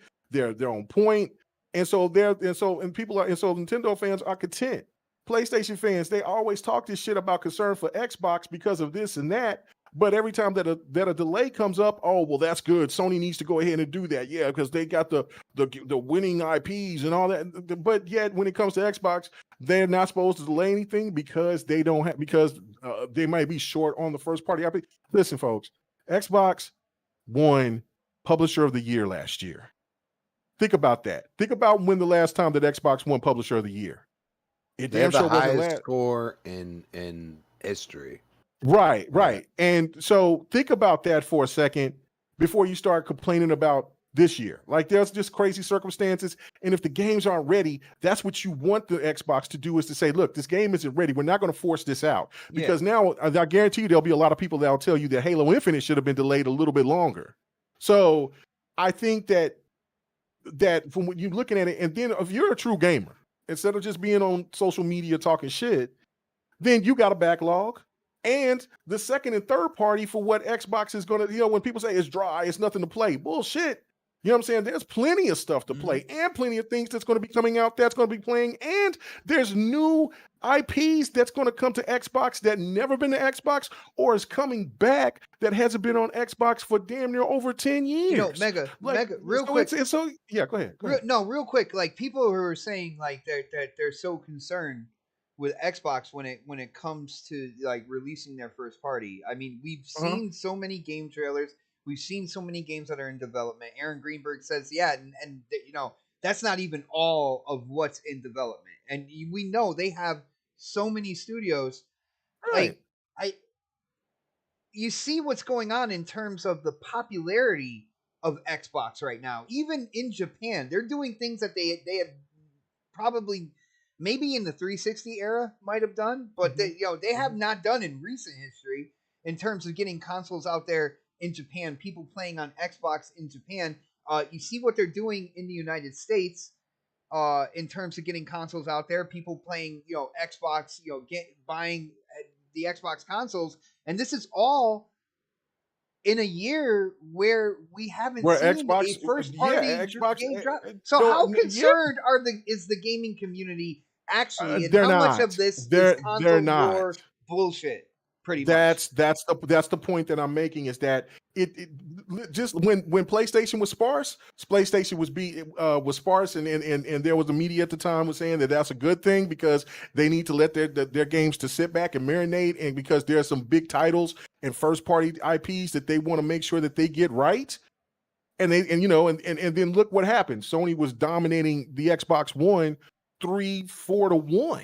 Mm-hmm. So the few hundred a couple of 100,000 people that get on social media that talks that shit, and then in our little ecosystem that we have here on Twitter that constantly keeps trying to tell Xbox gamers that it's not, that this is a bad thing, and then you got Xbox gamers. See, I'll be in some of these extra DMs. And I'll have to mute them because I'm like, why are y'all doing all this crying? Shouldn't y'all be playing games now if you're working and doing shit like that and you just want to have a conversation? But then yet I see these people talking all fucking night long about what Xbox is doing wrong and how they got to fight Sony back. And I'm sitting here playing Sleeping Dogs, enjoying myself because I haven't played Sleeping Dogs in years. And I'm like, you know what? I'm good. Or I'm playing Naraka, or I'm playing DNF Duel. I'm looking forward to the Hot Wheels DLC. Scorn, Atomic Heart, there's plenty of content. Tale Requiem. Thank you. There's so much content that's good that's coming out. Plus, like I said, for me, Soul Hackers 2, those games never came to Xbox. You got Gundam. When's the last time, if any, a Gundam game has come on to Xbox? You're going to have JoJo Bizarre Adventure, which is a fighter. Those games, the last time that I had that game was on 360 arcade.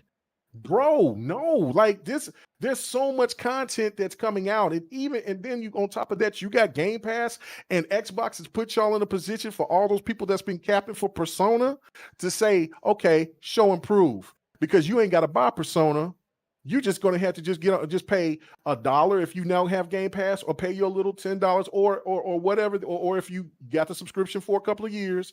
Now we want to see some achievements and see gameplay of y'all playing Persona, since y'all was begging for us that. So there's plenty of shit to talk about. So I mean, to play. So there's no reason for anybody to be saying that this is a bad moment, this is a bad look for Xbox, this is this and that. Let these people do the work that they need to do. It's no different than what I was talking about with 343 needing to make the game that they need to make for Halo and let their vision come out. Let all these studios that Xbox, I should say Microsoft's accumulated, let these guys take the time and bring these IPs to us, and let's be happy about it. Let's not sit there and constantly bitch about something just for console war purposes. Mega, one last thing before I move on to Pred about this. The funny thing is, everybody's screaming about exclusives, right? But if you look back the previous generation, out the gate, Xbox One had the exclusives. They had the better first party, second party exclusive lineup. And what happened then? It didn't help them at that point in time. No. So no.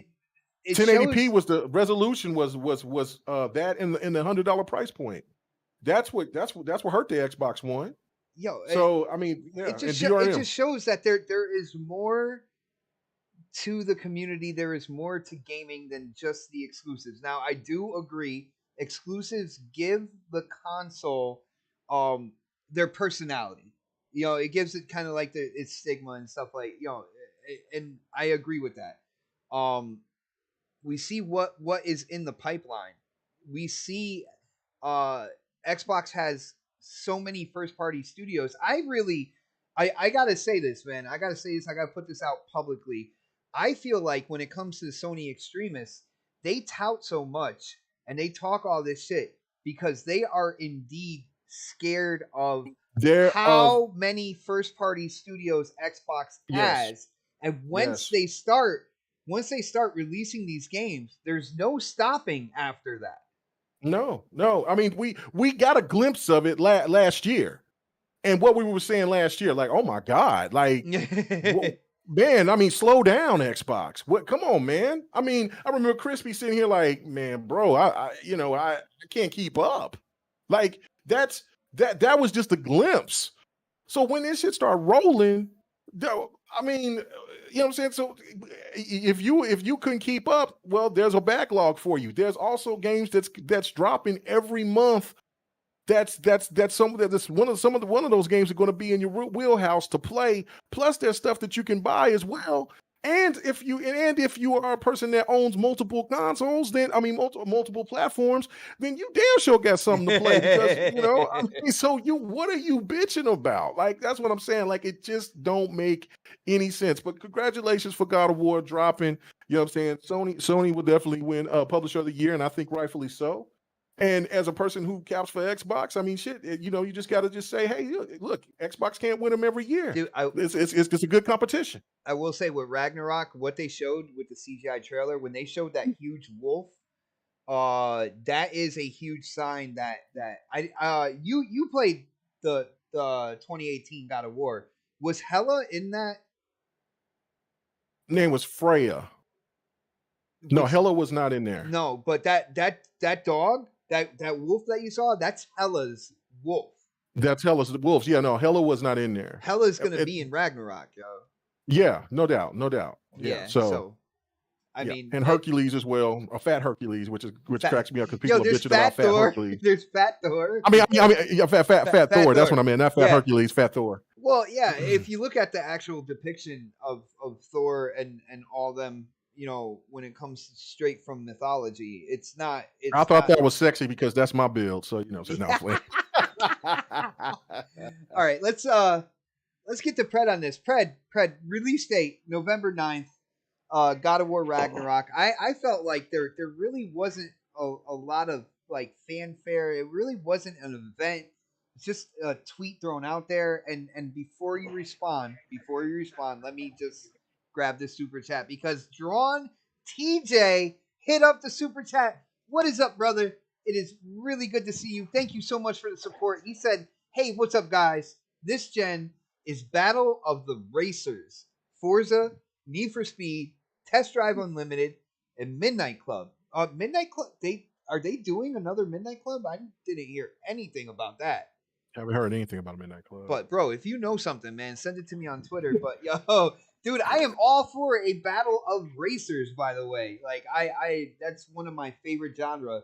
So I'm down for that. And Forza's gonna kill it. But all right, Pred, November 9th, God of War Ragnarok. They just threw it out with a tweet and a quick CGI. I just thought that they would have a little more fanfare. There would be some type of event. Now, November is kind of far away, but like, what do you think, man? How do you think they did this whole thing? Was it lackluster in your opinion, or what's going on, bro? No, because I know they're going to do a state of play or something like that here pretty soon, and then go more in depth with it. So I mean, like it right now it's the build up. You just don't the anticipation of it because everybody's been like they're showing dick pics and shit to get what I'm saying. Like everybody wants this game, and to be honest with you, I don't know of anything that's coming out between, especially with everything that got kind of pushed. What's coming out at the end of the year? They're waiting for the perfect time to do it because like had they announced this, let's say Avatar is slated to come out on the 9th, I believe. Okay. And, I mean, and there's was there Call of Duty coming out this year? Probably. 27th of October. Yeah. So like, I mean, the date is good. I don't know what the hell's coming out else around that time. He said Avatar, but like I haven't even heard too much about that game either. Need for Speed. They're all different genres though, right? Yeah, all that's just different. So like, there's nothing's going to be able to compete with that. And they basically, I think maybe they kind of looked at the schedule and be like, oh, this game pulled out. Okay, we'll release it on this day. I'm not saying they're rushing it out. I think the game's ready. The game didn't have a lot of glitches when I played it on the Slim, but I mean, I don't know. I mean, it's a quiet release, kind of like the announcement kind of came out of nowhere, but like they're fine. I mean, you build up the hype now, you slow play it a little bit, get everyone hyped up for it. I'm disappointed there wasn't a custom console for it, you know what I'm saying? But they may still do like a bundle or something like that. I mean, I just, for me, it's like, this is the reason, this game was the reason why I got my PlayStation last time.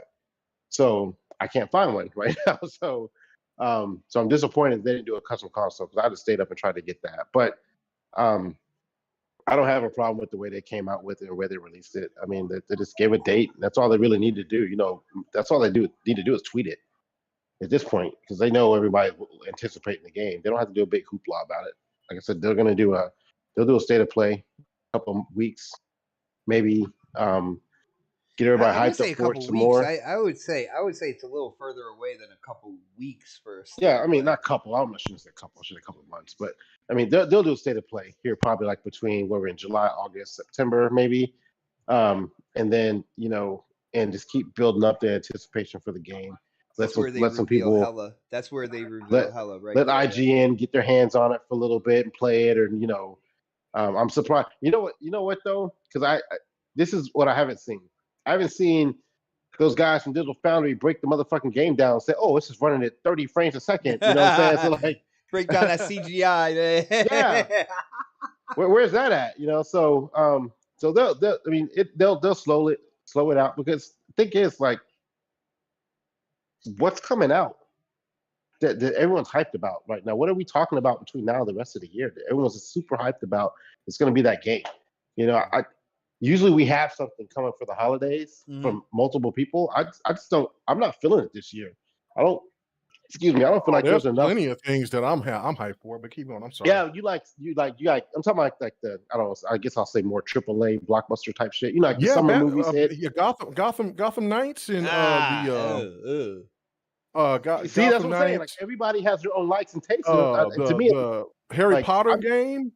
I'm not hyped for any of Call of Duty. I'll play them. I'm not even hyped for Call of Duty.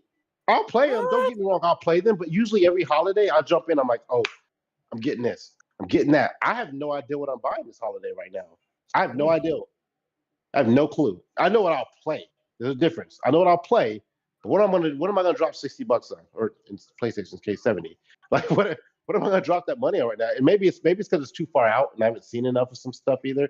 But like so much stuff has been moved around. I don't really even know what's coming anymore. If it's really that date they gave us months ago is still that date. There's some smaller indie titles I'm interested in. But I know this holiday I haven't seen anything. I'm just like God of War would have been it for me right now. But outside of that, I can't say, yep, I'm getting that motherfucker right now. And again, it's July.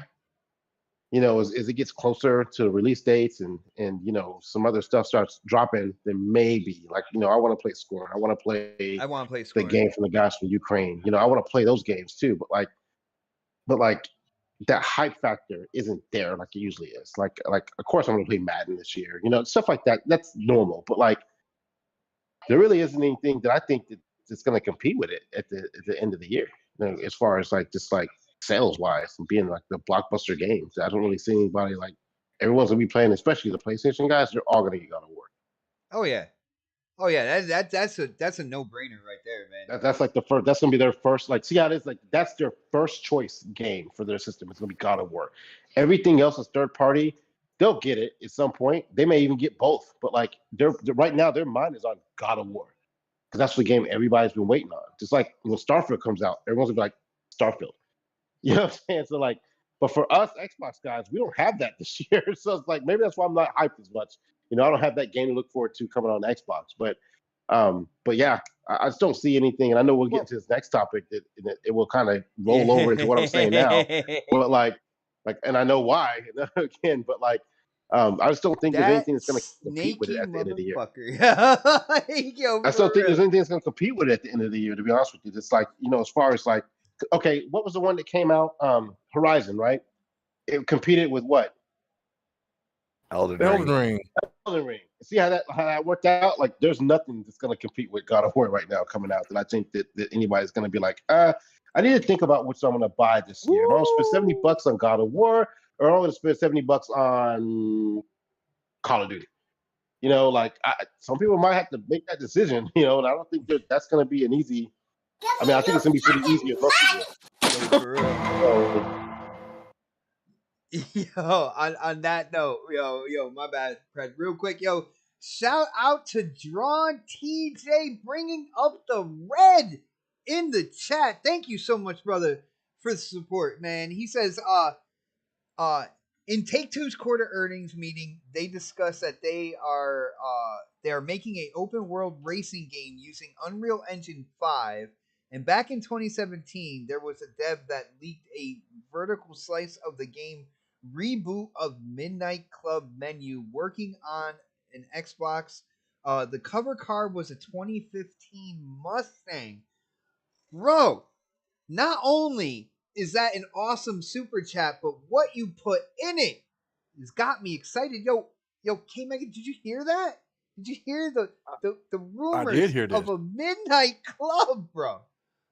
Oh, it's long overdue, and I will definitely welcome it with open arms. Open arms, like 4 I'll open grow arms. some arms for it. I was gonna say, I'll grab a stranger on the street, be like, yo, hold out your arms, because we need this game, bro. Thank you so much, man. Yo, Drawn, I am gonna look into that a lot more and see what type of information I could come out with. Yo, shout out to you, man. Thank you so much for that, and thank you for the support, man.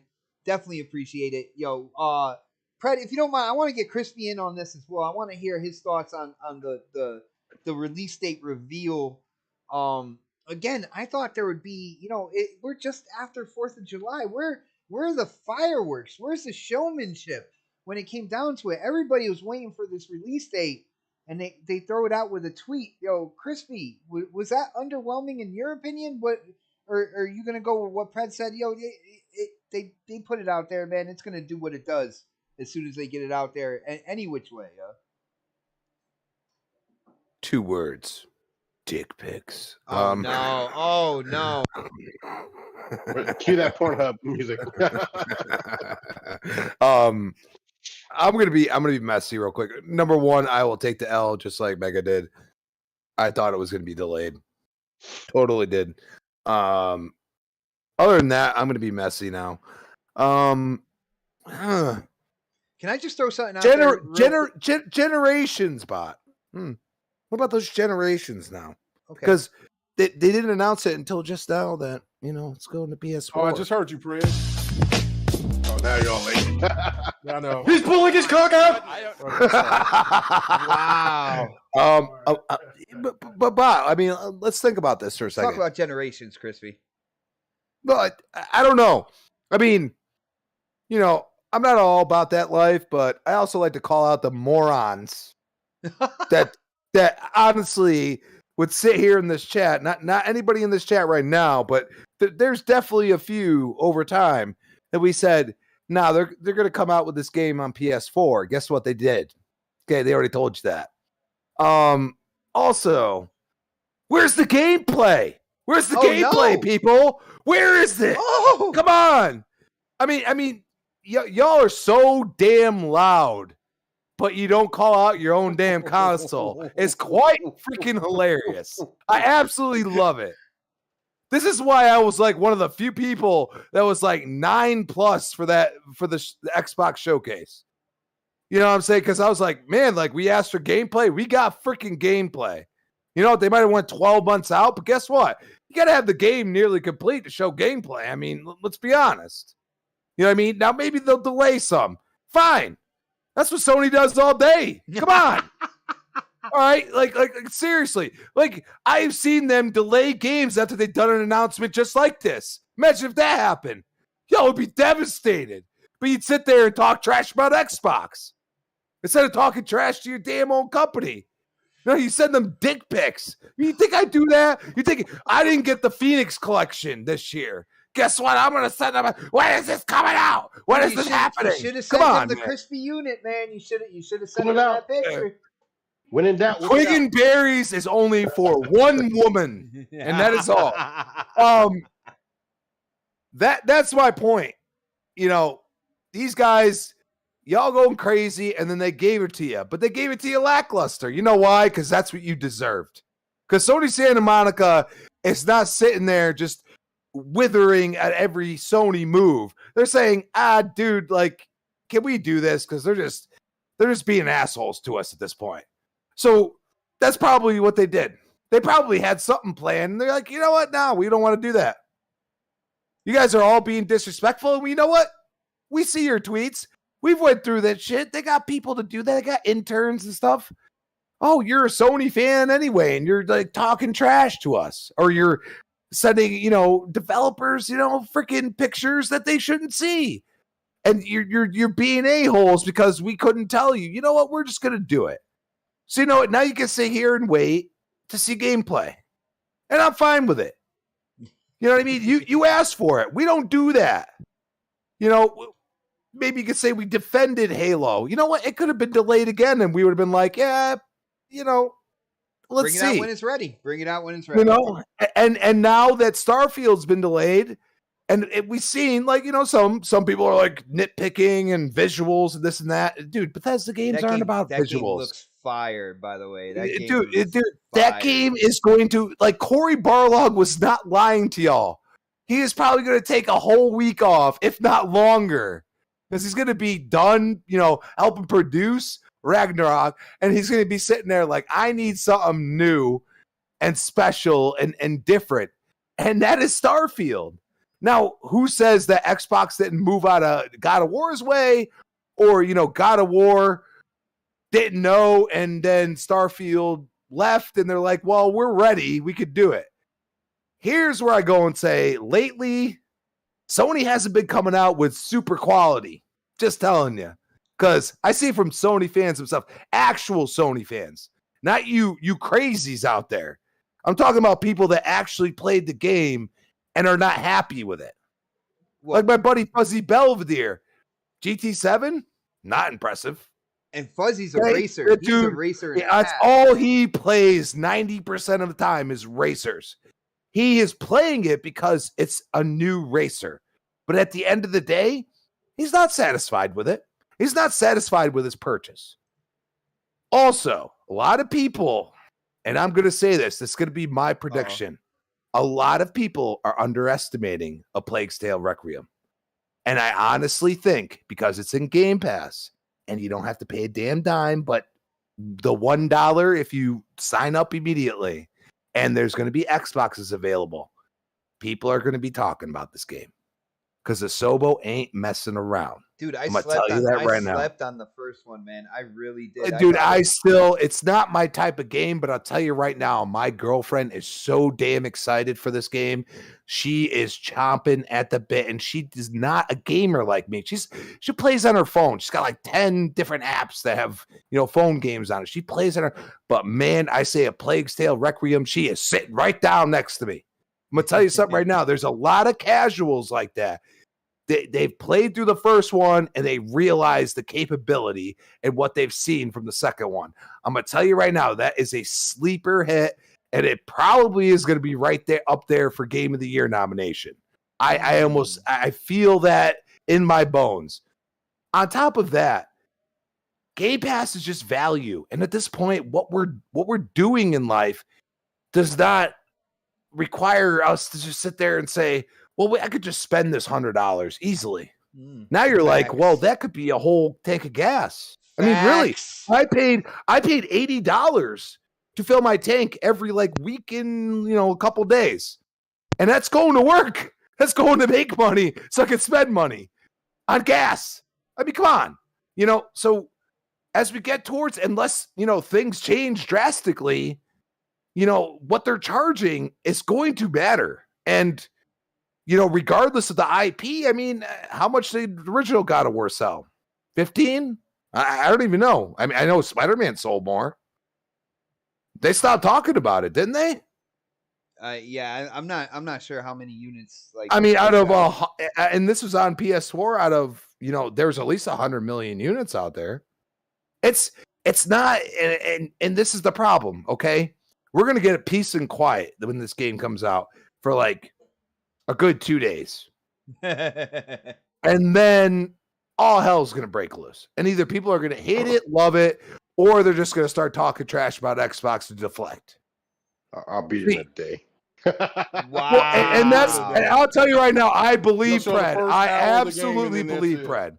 I absolutely believe Pred that he will probably beat that damn game in a day. Because that man, when you're dedicated to something, you do that shit and you do it fast. But that's why you also play, a lot of Ubisoft games, because they kind of feel like they never end in a way, and you always have something to play.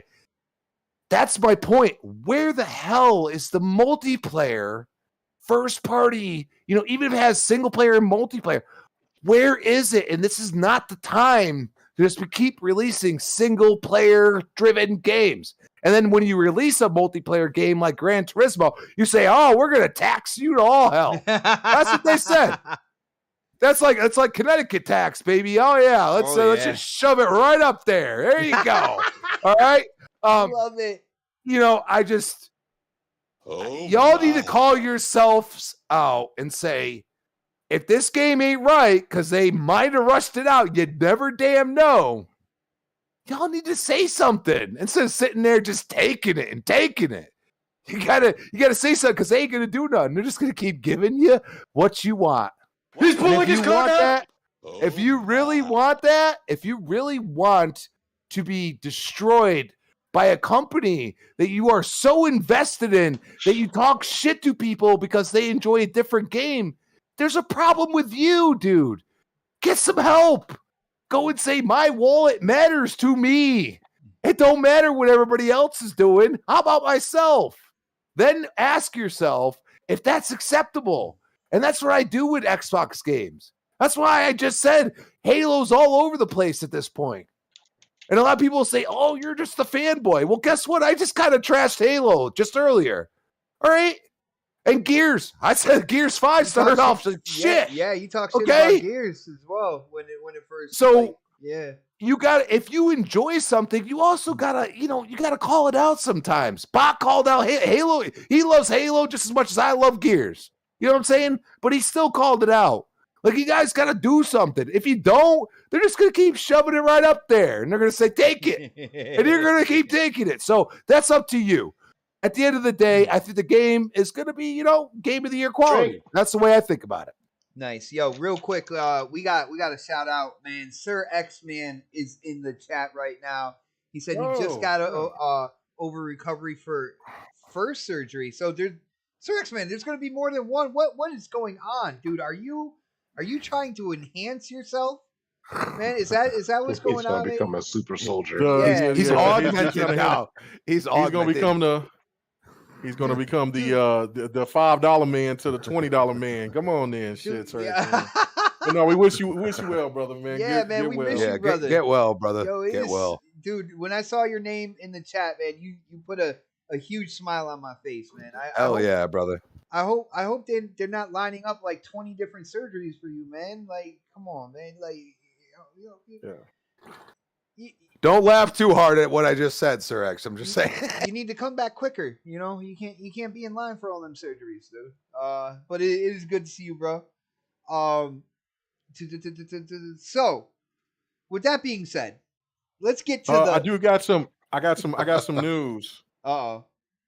I got some news. Hold on, let me retweet it, let people see it. And then hold on, let me see if I can hit my thing in time. There we go. Ladies and gentlemen, there's going to be a RoboCop game. Oh yeah. Yeah. Earlier.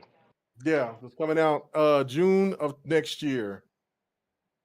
It looks like it's built in UE, I believe, right? UE? It looks good. Whatever it is. It looks amazing. Dude, UE is going to be the standard. That's going to be the standard this generation, especially multi-plat games. But when they use it for first party, you're going to see it even go beyond, you know, what you thought. Yo, UE5 is going to be ridiculous this generation. But yeah, no, RoboCop definitely. But we got to get into shenanigans, man. I'm going back to our messages real quick. Yep, RoboCop. I see that. Let me get to where. Oh, here it is.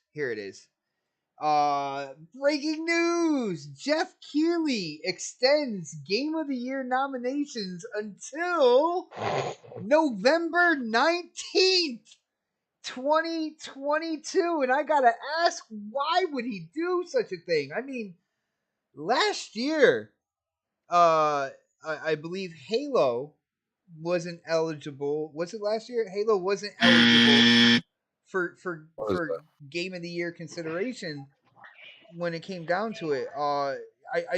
There's been years where Xbox, seemed to get snubbed because they just didn't make the cutoff date. But it seems that for some rhyme or reason in 2022, Jeff Keighley decides to extend the cutoff date to November 19th. Now, what games could be coming out before November 19th that he might want to be eligible for Game of the Year? He's giving you 10 days, and you must deal with it. I just don't know what it could be. I can't believe this snake in the grass mother right here. If there is anything to show what Keighley thinks about in terms of PlayStation and Xbox, like this right here is blatant in my opinion. And I swear, if Xbox didn't use the Video Game Awards to show new Xbox games, I probably wouldn't even tune into his bullshit every year, especially now. Like, I cannot believe this shit. Predator, what do you think about this situation, man? Keighley extending the cutoff date. It is blatant in my opinion as to why, man. But why, and what do you think about this situation, bro? Well, if you look back at some of the other stuff, like sometimes we argue sometimes about why wasn't this game nominated? Why wasn't this game allowed to be, like Death Stranding? He does it every year. That's, I mean, this is not a conspiracy theory. Like there's proof right there.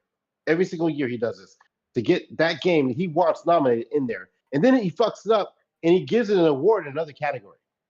So I'm like, okay, why wasn't it nominated for Game of the Year? And then like, people will come out like, well, because we didn't get a chance to do this, do that. But you nominated for other categories. So how is that possible? Because I remember when Jedi Fallen Order came out, I thought that game should have been nominated. Mm-hmm. And it missed the cutoff. But it was nominated in another category. Assassin's Creed Odyssey, I thought should have been nominated. Didn't make it, but it was nominated in another category. So now that he's nominated in another category, that means it's not eligible for the next year. And people forget that. Like now it's like he'll say that it missed the cutoff, but it really didn't because it was in other categories. So which one is it? You can't pick and choose which one. Because when did Death Stranding come out? Because I think that was one of the games too. They kind of made the cutoff, but another one didn't. It's like maybe like a day or so or some shit like that. Like he does this every year, and that's like it's now. I don't know. I saw that tweet again. I don't know if that was an old tweet because I couldn't find it on his page because he hasn't really tweeted out in the last he's had like maybe 6 tweets since the beginning of the month, and this game just got an announcement date today. So I think that was an older tweet, but maybe he has the inside knowing what day that game is going to be released. So I don't know when that tweet came out that we saw a picture of. So that I need to answer that. I need to answer that question. Somebody can post that in the chat or something like that. We know Keighley gets information because he's leaked information on. Yeah, he's leaked it before. Yeah, right. So I just don't know when that tweet came out. Was that this year? Because the tweet that I saw, it showed that he had changed the date, but it didn't have a date to the tweet that showed him. You know what I'm saying? So I don't know if that was last year because we were talking about this July last year too. 6, 2022. He posted that. He posted it, not the guy that posted it, but Jeff Keighley actually posted it because I'm not seeing it on his page. You talk about what's the date of the recent tweet? The one that he says he changed the date to this. He changed the date for the nominations or whatever for the awards. Let me go look. I didn't see it on his page, so I'm questioning if that tweet was legit or not. That other guy posted. I'm trying to look, but my keyboard just decides it's not typing right now. It just says July 6th. It says July 6th. 1839 is the military time. So yeah, that was Jeff's response to it was in Spanish, basically talking about he's like, this is inaccurate story. Eligibility last year extended until November 19th. But what wasn't the cutoff for people to submit? The 9th. I thought it was the 9th or when I might have been the 12th, I believe. It could have been the 12th. I thought it was anywhere from the 9th to the 12th. And still, whatchamacallit got Forza came out on the on the 4th? So I don't know. So this tweet was from last year. No, and then this guy. It's from this year. His response is from this year. He was saying last year was November 19th. He's saying Jeff's saying this is an inaccurate story. Last year extended to November 19th. So this year we don't know yet. I think Basically. what they're saying is that it's going to be the 19th this year as well. And he's trying to call him out, saying, "Oh, you're pushing it forward because of," and he's like, "No, that's an inaccurate story because eligibility last year was extended until November 19th." But if that were, it wouldn't surprise me if he still extended it this year. Because keep in mind, you got Elden Ring, which I think is going to win, but it's going to have to go up against that, right? And you know how people are now. It's what have you done for me lately? Elden Ring came out earlier this year, February, I think. So people have forgotten that game, at some point. And God of War is gonna be a new hot ticket, item. So it'll be Elden Ring. If God of War makes it in there, it'll be God of War, and then maybe some crazy indie game that always sneaks in there that no one talks about, and then when does Plague Tale come out? October. Okay. So Plague Tale might make it, depending on Jeff. Depending in October, damn, bro. Yeah, so it's it's he stacks a deck. Because I can say this every year. There's a game in there that we're like, why is this here? Every year we're like, why the fuck is this game here and not this game? And there's always that one game And so he'll stack a deck in the favor because that one game, no one's ever going to vote for that. They're going to vote for the blockbuster, especially the most recent one. So like Sony had Horizon Zero Dawn this year. They had they're going to have God of War this year. We got Elden Ring this year. What else is going to be in there? Plague's Tale. You're hoping. We haven't seen the game yet, but like we can go back to this one. I'm just saying. I mean, you can throw that in there. Throw Plague's Tale in there. What else? Gotta try to find out which one of those indie because you're right. They always drop an indie in there. Teenage Mutant Ninja Turtles. I mean, that scored high. No, that's not gonna make it. That's not gonna make it. That was too fun. That was too fun to be game of the year. That's not gonna make it. It's too short. But there'll be an indie game thrown in there. But like, if you look at just those 4 or 5 games we named, where are the voters gonna go? So I mean, like, the deck is stacked already. If he puts that in there this year, the deck is already stacked because it ain't gonna go up against Starfield next year. Could you imagine next year? It'll be Starfield.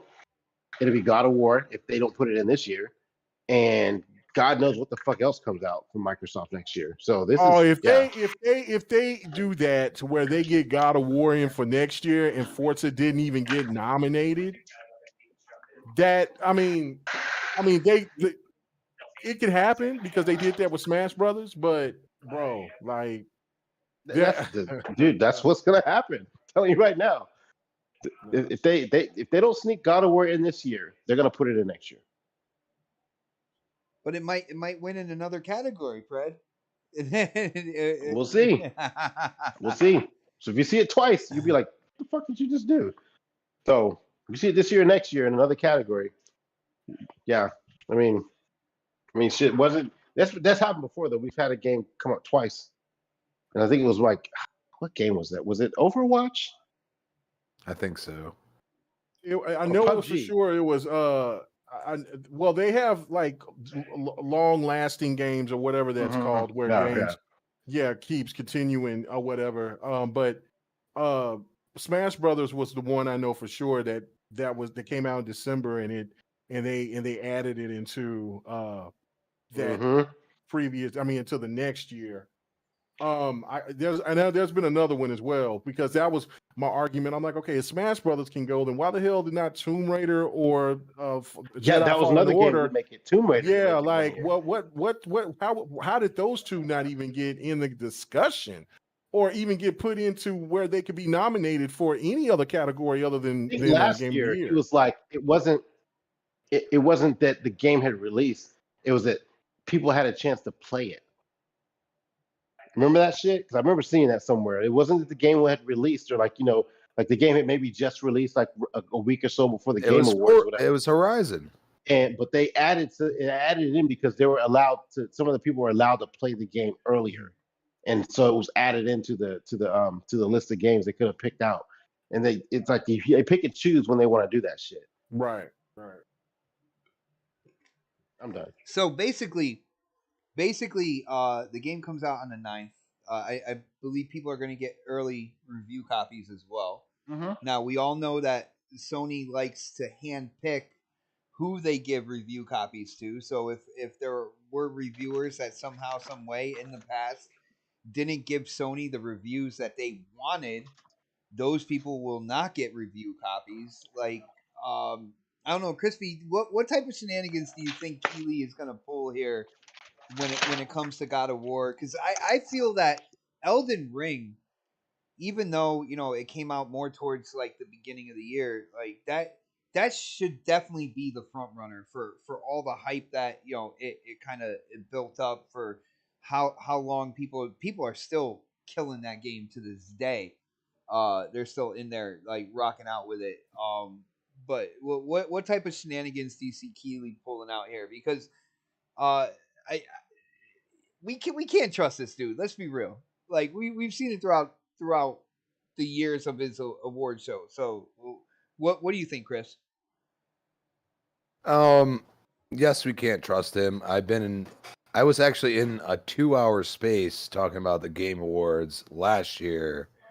And he beat anybody that had any criticism for PlayStation. He basically just nulled it and acted like it didn't exist. Or he didn't, like if he knew like somebody's name was, if they were to be called, it wouldn't work. They didn't. It was all scripted. It was quite hilarious, actually. I listened to it only because like that was the only time I've ever been in this space, and it was funny to hear. You could literally hear how scripted these people were. He's gonna do what he wants. At the end of the day, you got to look at it this way. You're gonna say, do you want integrity, Jeff Keighley? Do you want to be considered an actual awards show and not just, a place where I can go and watch and see the newest coming games and the best looking games? Like, that's what I watch for. I don't watch to take any of the awards seriously at this point. I think, after Jedi Fallen Order got snubbed and then Death Stranding got nominated for Game of the Year, I laughed. I said, how is this possible? And I believe the date was like the November 9th back then or something like that. So what you have to do, if you want integrity, Jeff, you need to have a solid date every single year. It doesn't change. The companies can work around you if they want to take it seriously. Okay? Other than that, for the most part, for the past 4 years, I've seen you cater to PlayStation and kind of snub Xbox. I'll tell you right now, Horizon 5, I mean, that racing game is incredible. Okay? Am I completely into it? I lost racers a long time ago. But when I've played it, I'm like, wow, this is something like ridiculous. Like something I've never played before, even though I've played like every racer back then. Like I was just like, I'm floored. Like this game is just ridiculous. And basically, I'm sure because so many people complained about it, there is a tweet somewhere that somebody could probably find. I'm challenging people because I didn't screenshot. I'm not one of those people that screenshots this Jeff Keighley, for the love of God. Like it's like talking to a wall for shit's sake. But I believe he said something like it wasn't eligible for Game of the Year, but it's eligible for Gamer's Choice. How does Halo Infinite won Gamer's Voice Award, but was not nominated for Game of the Year. Halo Infinite came out December 8th, by the way. Yep. Yeah. So that means how does that happen? It's not eligible for this year then. Not saying it would have won, but it's not even eligible now because it was last year. Yeah, it got Gamer's Choice, so it got an award. That's the point. He doesn't. You need to solidify. Okay, it's like the Oscars, stuff like that. They have a set date no matter what. Okay, like most of them is like January 1st, and then they have their thing in February. Something like that. Like usually, like we see all these award shows in like February or even end of January. You know what I'm saying? So they'll be like, January 1st. So they'll be like, VGAs, isn't that the end of December? Yeah. It should be January. It really should. No, it's the beginning of. About to say that it shouldn't even be in December because that's when all the games come out. Yeah, they're coming out in January, February, March. There's barely anything coming out that time of the year. And that's technically a new year anyway. So yeah, like you don't see people like voting for fucking MVP at the first of the year, first of the season. Basically, because our video game season starts in December. I'll say October, November, December, and we're picking games then when all the games are about to come out. We're picking the game of the year before the games come out for the next year. Yeah, fuck out of here, Jeff Keighley. I think that's the bigger issue. You know what awards like I do kind of like. I take awards with a grain of salt, but I know they're good to put on, the cover of the game that's sitting in the store and all that good stuff. Game of the year and this is one of the reasons why I miss E3. Like the game of the show, all the awards that went out on E3 from all the different publications from, the company that, runs the whole E3. Like, it's another reason why I miss E3, man. The ESA, that's the company. Yeah, ESA. There we go. But E3 it's coming back, and they got a new, and they don't have the. I don't think the ESA is behind them anymore. They No. said they got a new sponsor. Yeah, something It's pop probably or something Microsoft. like that. Like yeah, the people that do PAX. nice. Oh yes, there we go. Nice. Yeah. That's PAX really, keeps chugging along, baby. Like a lot of people, Well, ignored it. PAX is bigger than ever. So now this only really solidifies E3 now because of PAX is behind them. We might get our wish of them moving E3 to different places. Yeah, Potentially. We'll see. Come on, Dallas. Yeah, I'll be right there.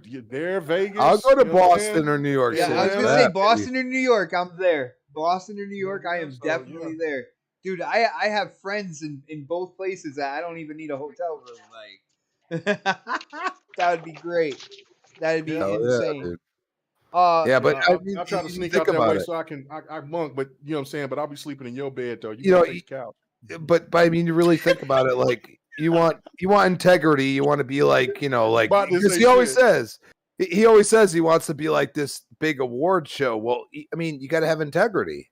You got to have a set date, man. Like stop with the bullshit. Like I get you're a PlayStation fan. That's fine. But you can't cater to that every single freaking time. You cater to that with Death Stranding, dude. You did it. We watched it.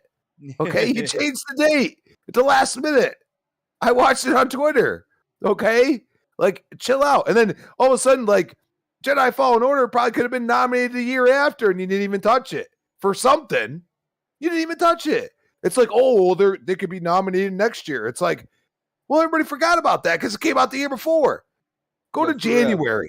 Cut the shit, dude. Like, stop. Like, you want to be the gamer. Oh, we got the Summer Games Fest. Like, dude, come on, man. Seriously.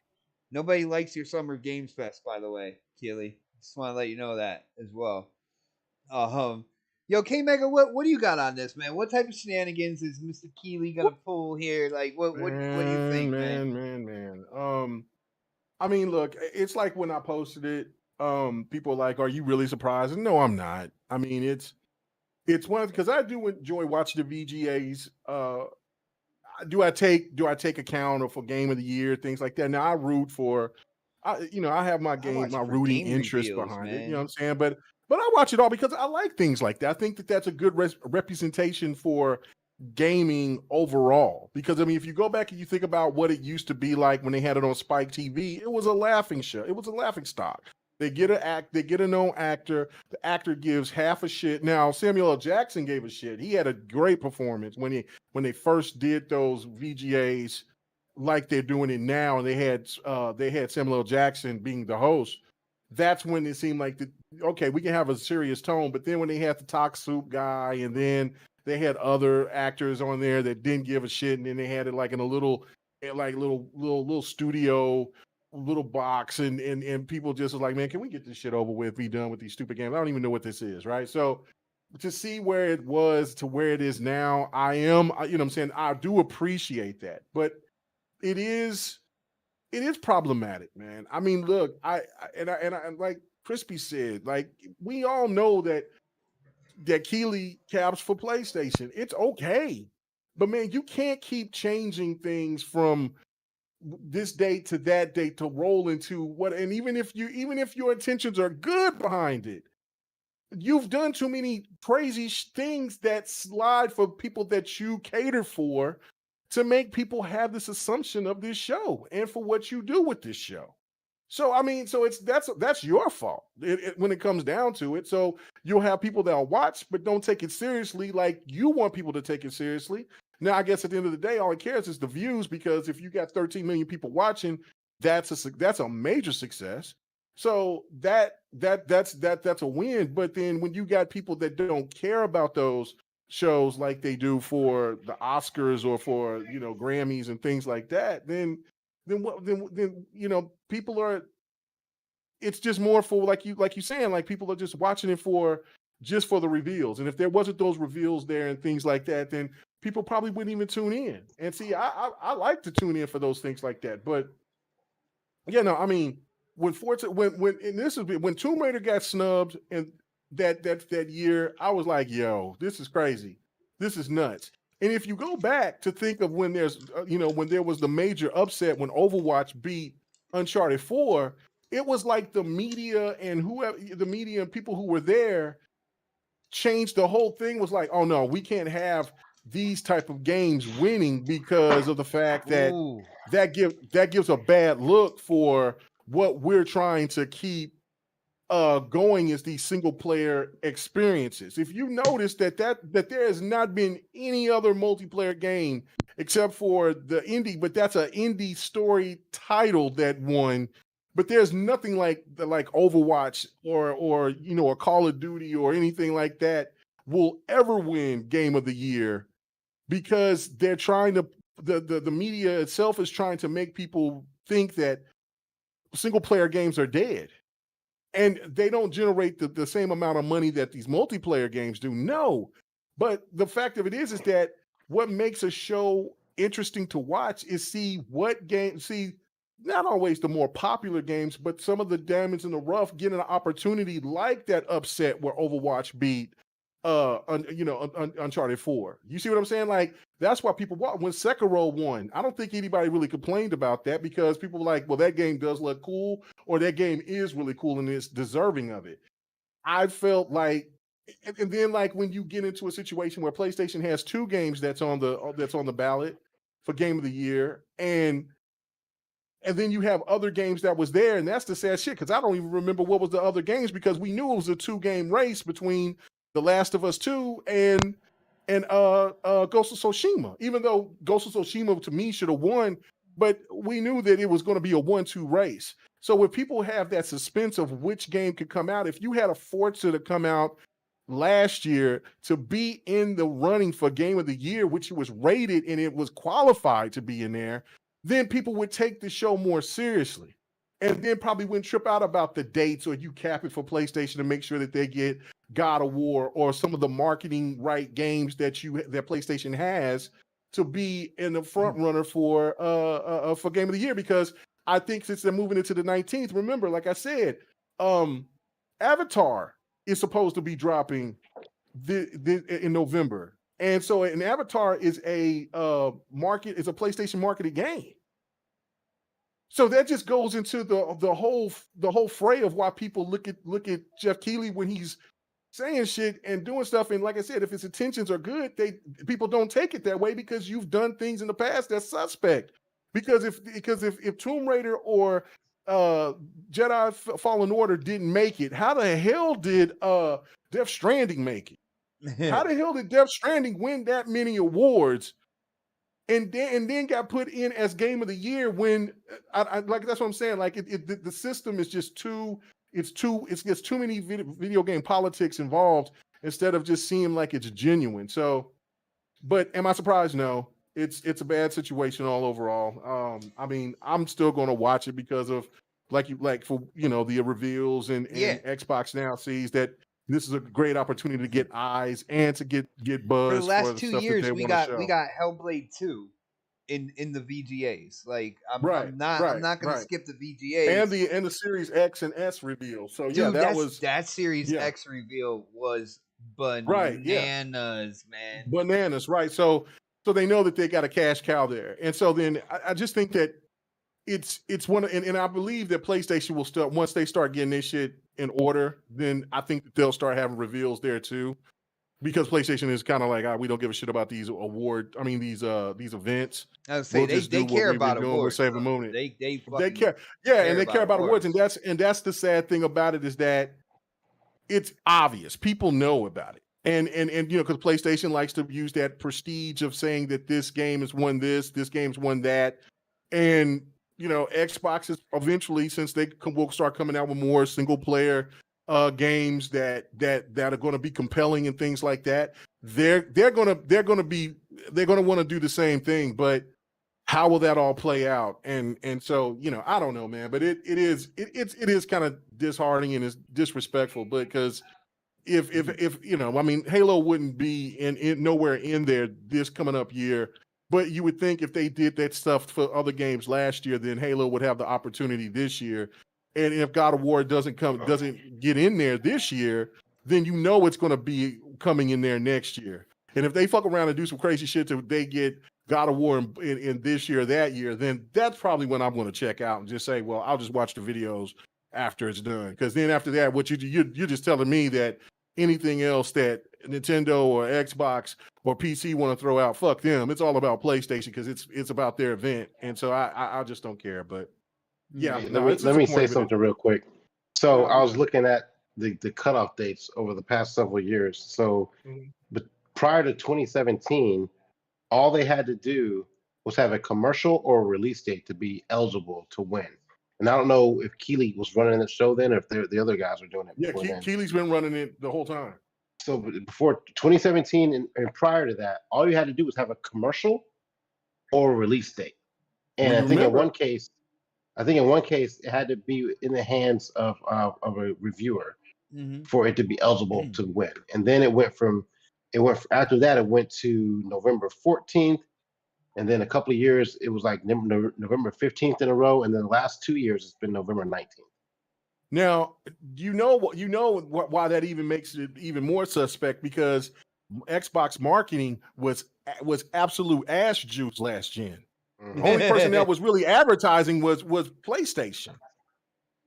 I didn't even pick up on that, Gabe. Like, I didn't pick up on that. So I'm like, come on. So why are you changing these rules? Baby. Rules still in place. Yeah. So like, come on, man. Come on, bro. But again, when it comes down to it, we're all gonna tune in, and the reason why it's not even for the awards, the reason why is to see glimpses and trailers for new games coming out. I mean, that's the main thing, yo. And even if we don't like Keighley's practices, right? That gamer inside us that wants to see the new trailers, wants to see the new games and all that good stuff, is gonna have everybody tuning in on that shit. So, but I think Fred is right though, that it should be in January, but I think maybe Keighley looks at it as that, he wants to have the lasting end of the year event. Because if you start it off in January, people will kind of not pay attention to that like that. But I know exactly, because as a sports fan, that's the proper way to do it. You know what I'm saying? Like, after the season is over, then everything, after the season is over, then people can go ahead and do it, except for, like, I guess it's for the NBA MVP. That's why people are calling for change on that, because if in the NBA, like, they got a regular season MVP, and then they got they rather would have the person get the MVP that gets all the way through. Just check the stats and see what they do. I like regular season MVP and playoff MVP. I like that setup. Me personally, man. Yeah, well, I mean, but I'm just saying though, it makes sense to do it after all these games are, the cutoff line should be December 25th, and then hell, you could do the show January 1st. Everybody, mostly everybody's home. It's just the holidays. How hard is it to count? Yeah, or December 31st if you want to do it at the end of the year. But, like, I mean, I don't know. But honestly, when they should do it? The Saturday before the fucking Super Bowl. Oh, well, fuck yeah, that would be great. That would be great. That'd be great, because games don't even really in January, games don't really be dropping in January, so they drop more in February. Well, you're getting Forspoken in January, end of January now. Yeah, but well, it would qualify. I'm saying, you know what I'm saying? It would qualify. But yeah, guys. Well, first off, K Mega, you mentioned NBA, and dude, 2K got me. Mm-hmm. 2K got me this coming year. They got me so bad. On there. They got the greatest of all time, Michael Jeffrey Jordan.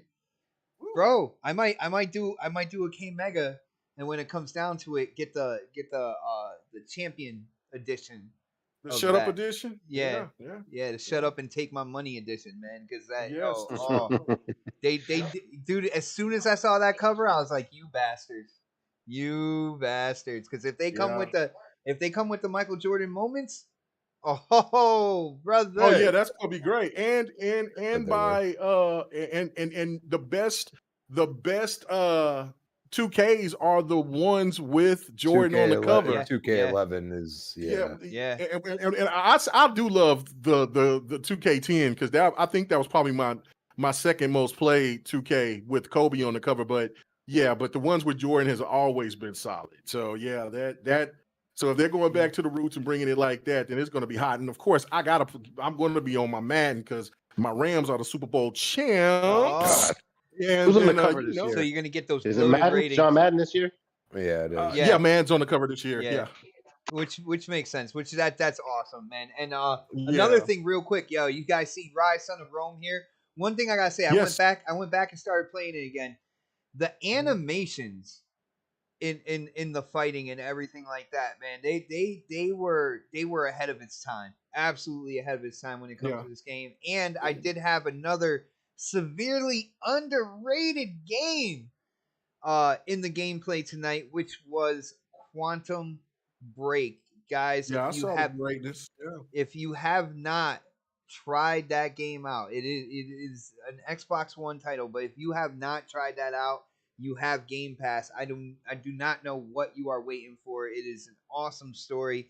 The gunplay, I swear, developers of Uncharted, take note on the gunplay of Quantum Break, because Uncharted 4 absolutely loved the puzzles and kind of like the exploration discovery inside like the corner, the tombs and stuff like that. The gunplay to Uncharted is absolutely atrocious. Check out Quantum Break, guys. Take notes for future games, man. That's all I gotta say on that. And huge shout out to the Xbox Series S, because when it comes to F1, the racing game that just came out, F1, I believe 2022, there is ray tracing in the Series S, and it outperforms the PlayStation 5. Oh, bro, I saw that, I got the God face. I was like, but it's not next gen, bot. Dude, they are showing how capable that sucker is, man. Like, Digital Foundry, and they don't like to give props to the Series S. They really don't, but they had to. They're like, damn, this shit stands up. Like, they did a damn good job. But guys, on that note, we're this is pretty much a show. We are done for tonight. We are here every Thursday, 8 p.m. Which of course is prime time.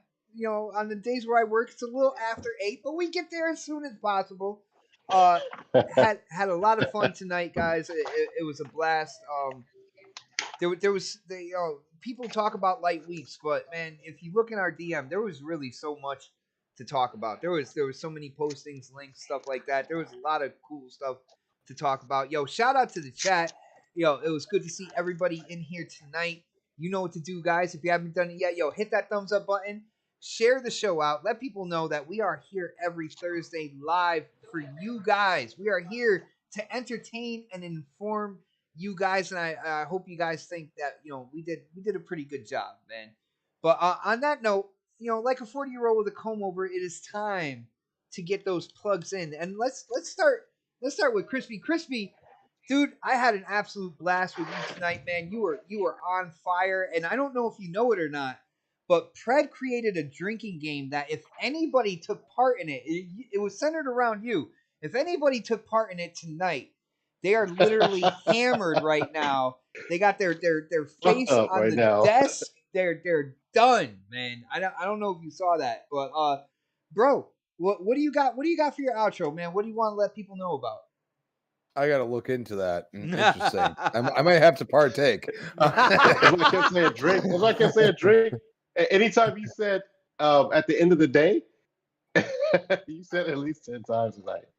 Dude, no, I didn't. I said it like 3. Yes, you could go back in the chat. You did not. You go back in the chat. Well, y'all can take me because y'all hammered. Exotic butters.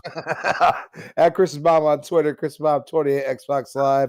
I'll be showing up tomorrow, 10 a.m. Breakfast of Boom. We got the Retro Renegades Tuesday night, 7 p.m. Primetime Gaming Wednesday, 8 p.m. And of course, back here on the next podcast, 8 p.m. ish. Prime time, baby. Love it. Yeah. 8 p.m. Sonic Butters. ish. And I know he's not on Retro like anymore or whatnot, but he's still a part of Retro family. Crispy, Breakfast of Boom, not Retro. I'm always part of Retro. Breakfast of Boom. Well, no. This is I'm telling you to speak to somebody in the Retro Renegades family. Supersonic Station has been literally off the chain on Twitter, and somebody needs to pull him back in. So, Crispy, you got to pull your homie Supersonic, back in a little bit, man. He's been going absolutely insane with those pina coladas, getting drunk and trying to talk games, man. I don't even know anymore. We got to reel the pina colada back in. Stop with that. Drink some beer, bro. Come on. Be a man. Be a man. On that note, man, let's go to K Mega. Yo, K Mega, what do you got for us, bro? What is going on with you? Okay. Asthma? Yeah, pretty much. Anyway, no. No. Me and my GRG. gas mask in the military. Yeah, I know, for real. Yeah. No GRG for the second week, man. I'm sitting here and enjoying my little vacation, man. I probably won't be on here next week.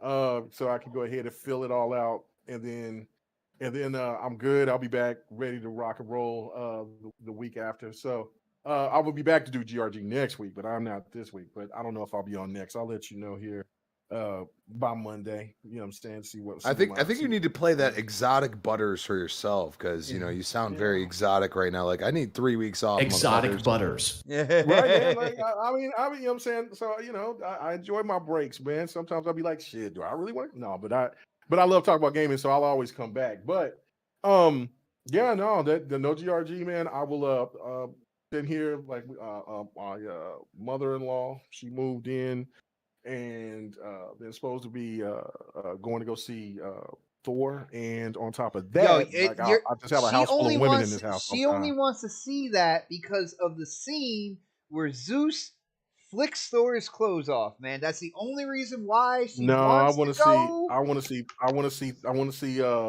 see muscled up Padme, and I want to see the Valkyrie, fine ass Valkyrie. Valkyrie. She is badass. Yes. Oh my god. Right. Yeah. So I know. I just want to see what else is going on, because I mean, the setup should be really nice, and it probably might have some tie-ins to not Moon Knight. So, but anyway, just go check me out. I will be streaming Fight Night Sunday.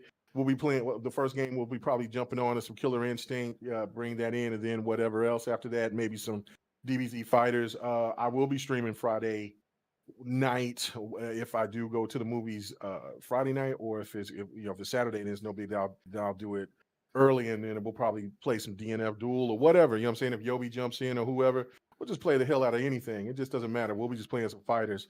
Just playing some games, having a good time, man. I will see you guys. Hit me up if you want to play some World Slayer or whatever the hell else. If not, I'm going to be playing the hell out of Sleeping Dogs. That's it. And Nakar. Nice, bro. And I gotta say, I did grab a chunk of that candy bar, and it's starting to take effect right now. So it is perfect. Candy bars. Perfect timing. 300 milligrams of madness, man. Yo, that is blasphemy right there, dude. I am not proud of you for that one. Yo, shout out to Sega, by the way. Sega, come over to Xbox. But anyway, it's Mega, man. It's Mega. You know what I'm saying? Let Mega talk to Sega. Mega did not top Sega. It's not happening, bro. But yo, thank you guys for hanging out with us. Definitely appreciate it. If you haven't subscribed, definitely subscribe. But we will see you next week for the next podcast. Have a great night, everybody. Prime time. Yeah, I guess I don't get an outro. Damn. I didn't. Here you go. It's already kicked in. Oh. That's horrible. I didn't stop yet. Because Fred said he didn't get an outro. Okay. Okay, there you go. All good. My bad, Fred. I mean, It's okay. you are a next podcast exclusive, man. But is there anything else you want to throw at the crowd? I thought, are we done? Are we off? No, Or you, we're still here. after fucking K-Mega's poop We're- shit. No, we're we're still- good, man. we're still I'll here. see y'all next week. All right. I'll see y'all next week, man. I'm a nobody. I'm a nobody. Yo, later, everybody. Subscribe to Smoke in the air, pure gasoline. I see the news, see what you read. Change gotta come, put that on me and watch me educate. Yeah, we been could've started, but it's never late. Do it for my kids, yeah, let's set it straight. Do it for your kids, gotta set it straight. It's time to regulate. We need change now. We need solo, we need EV in the game now.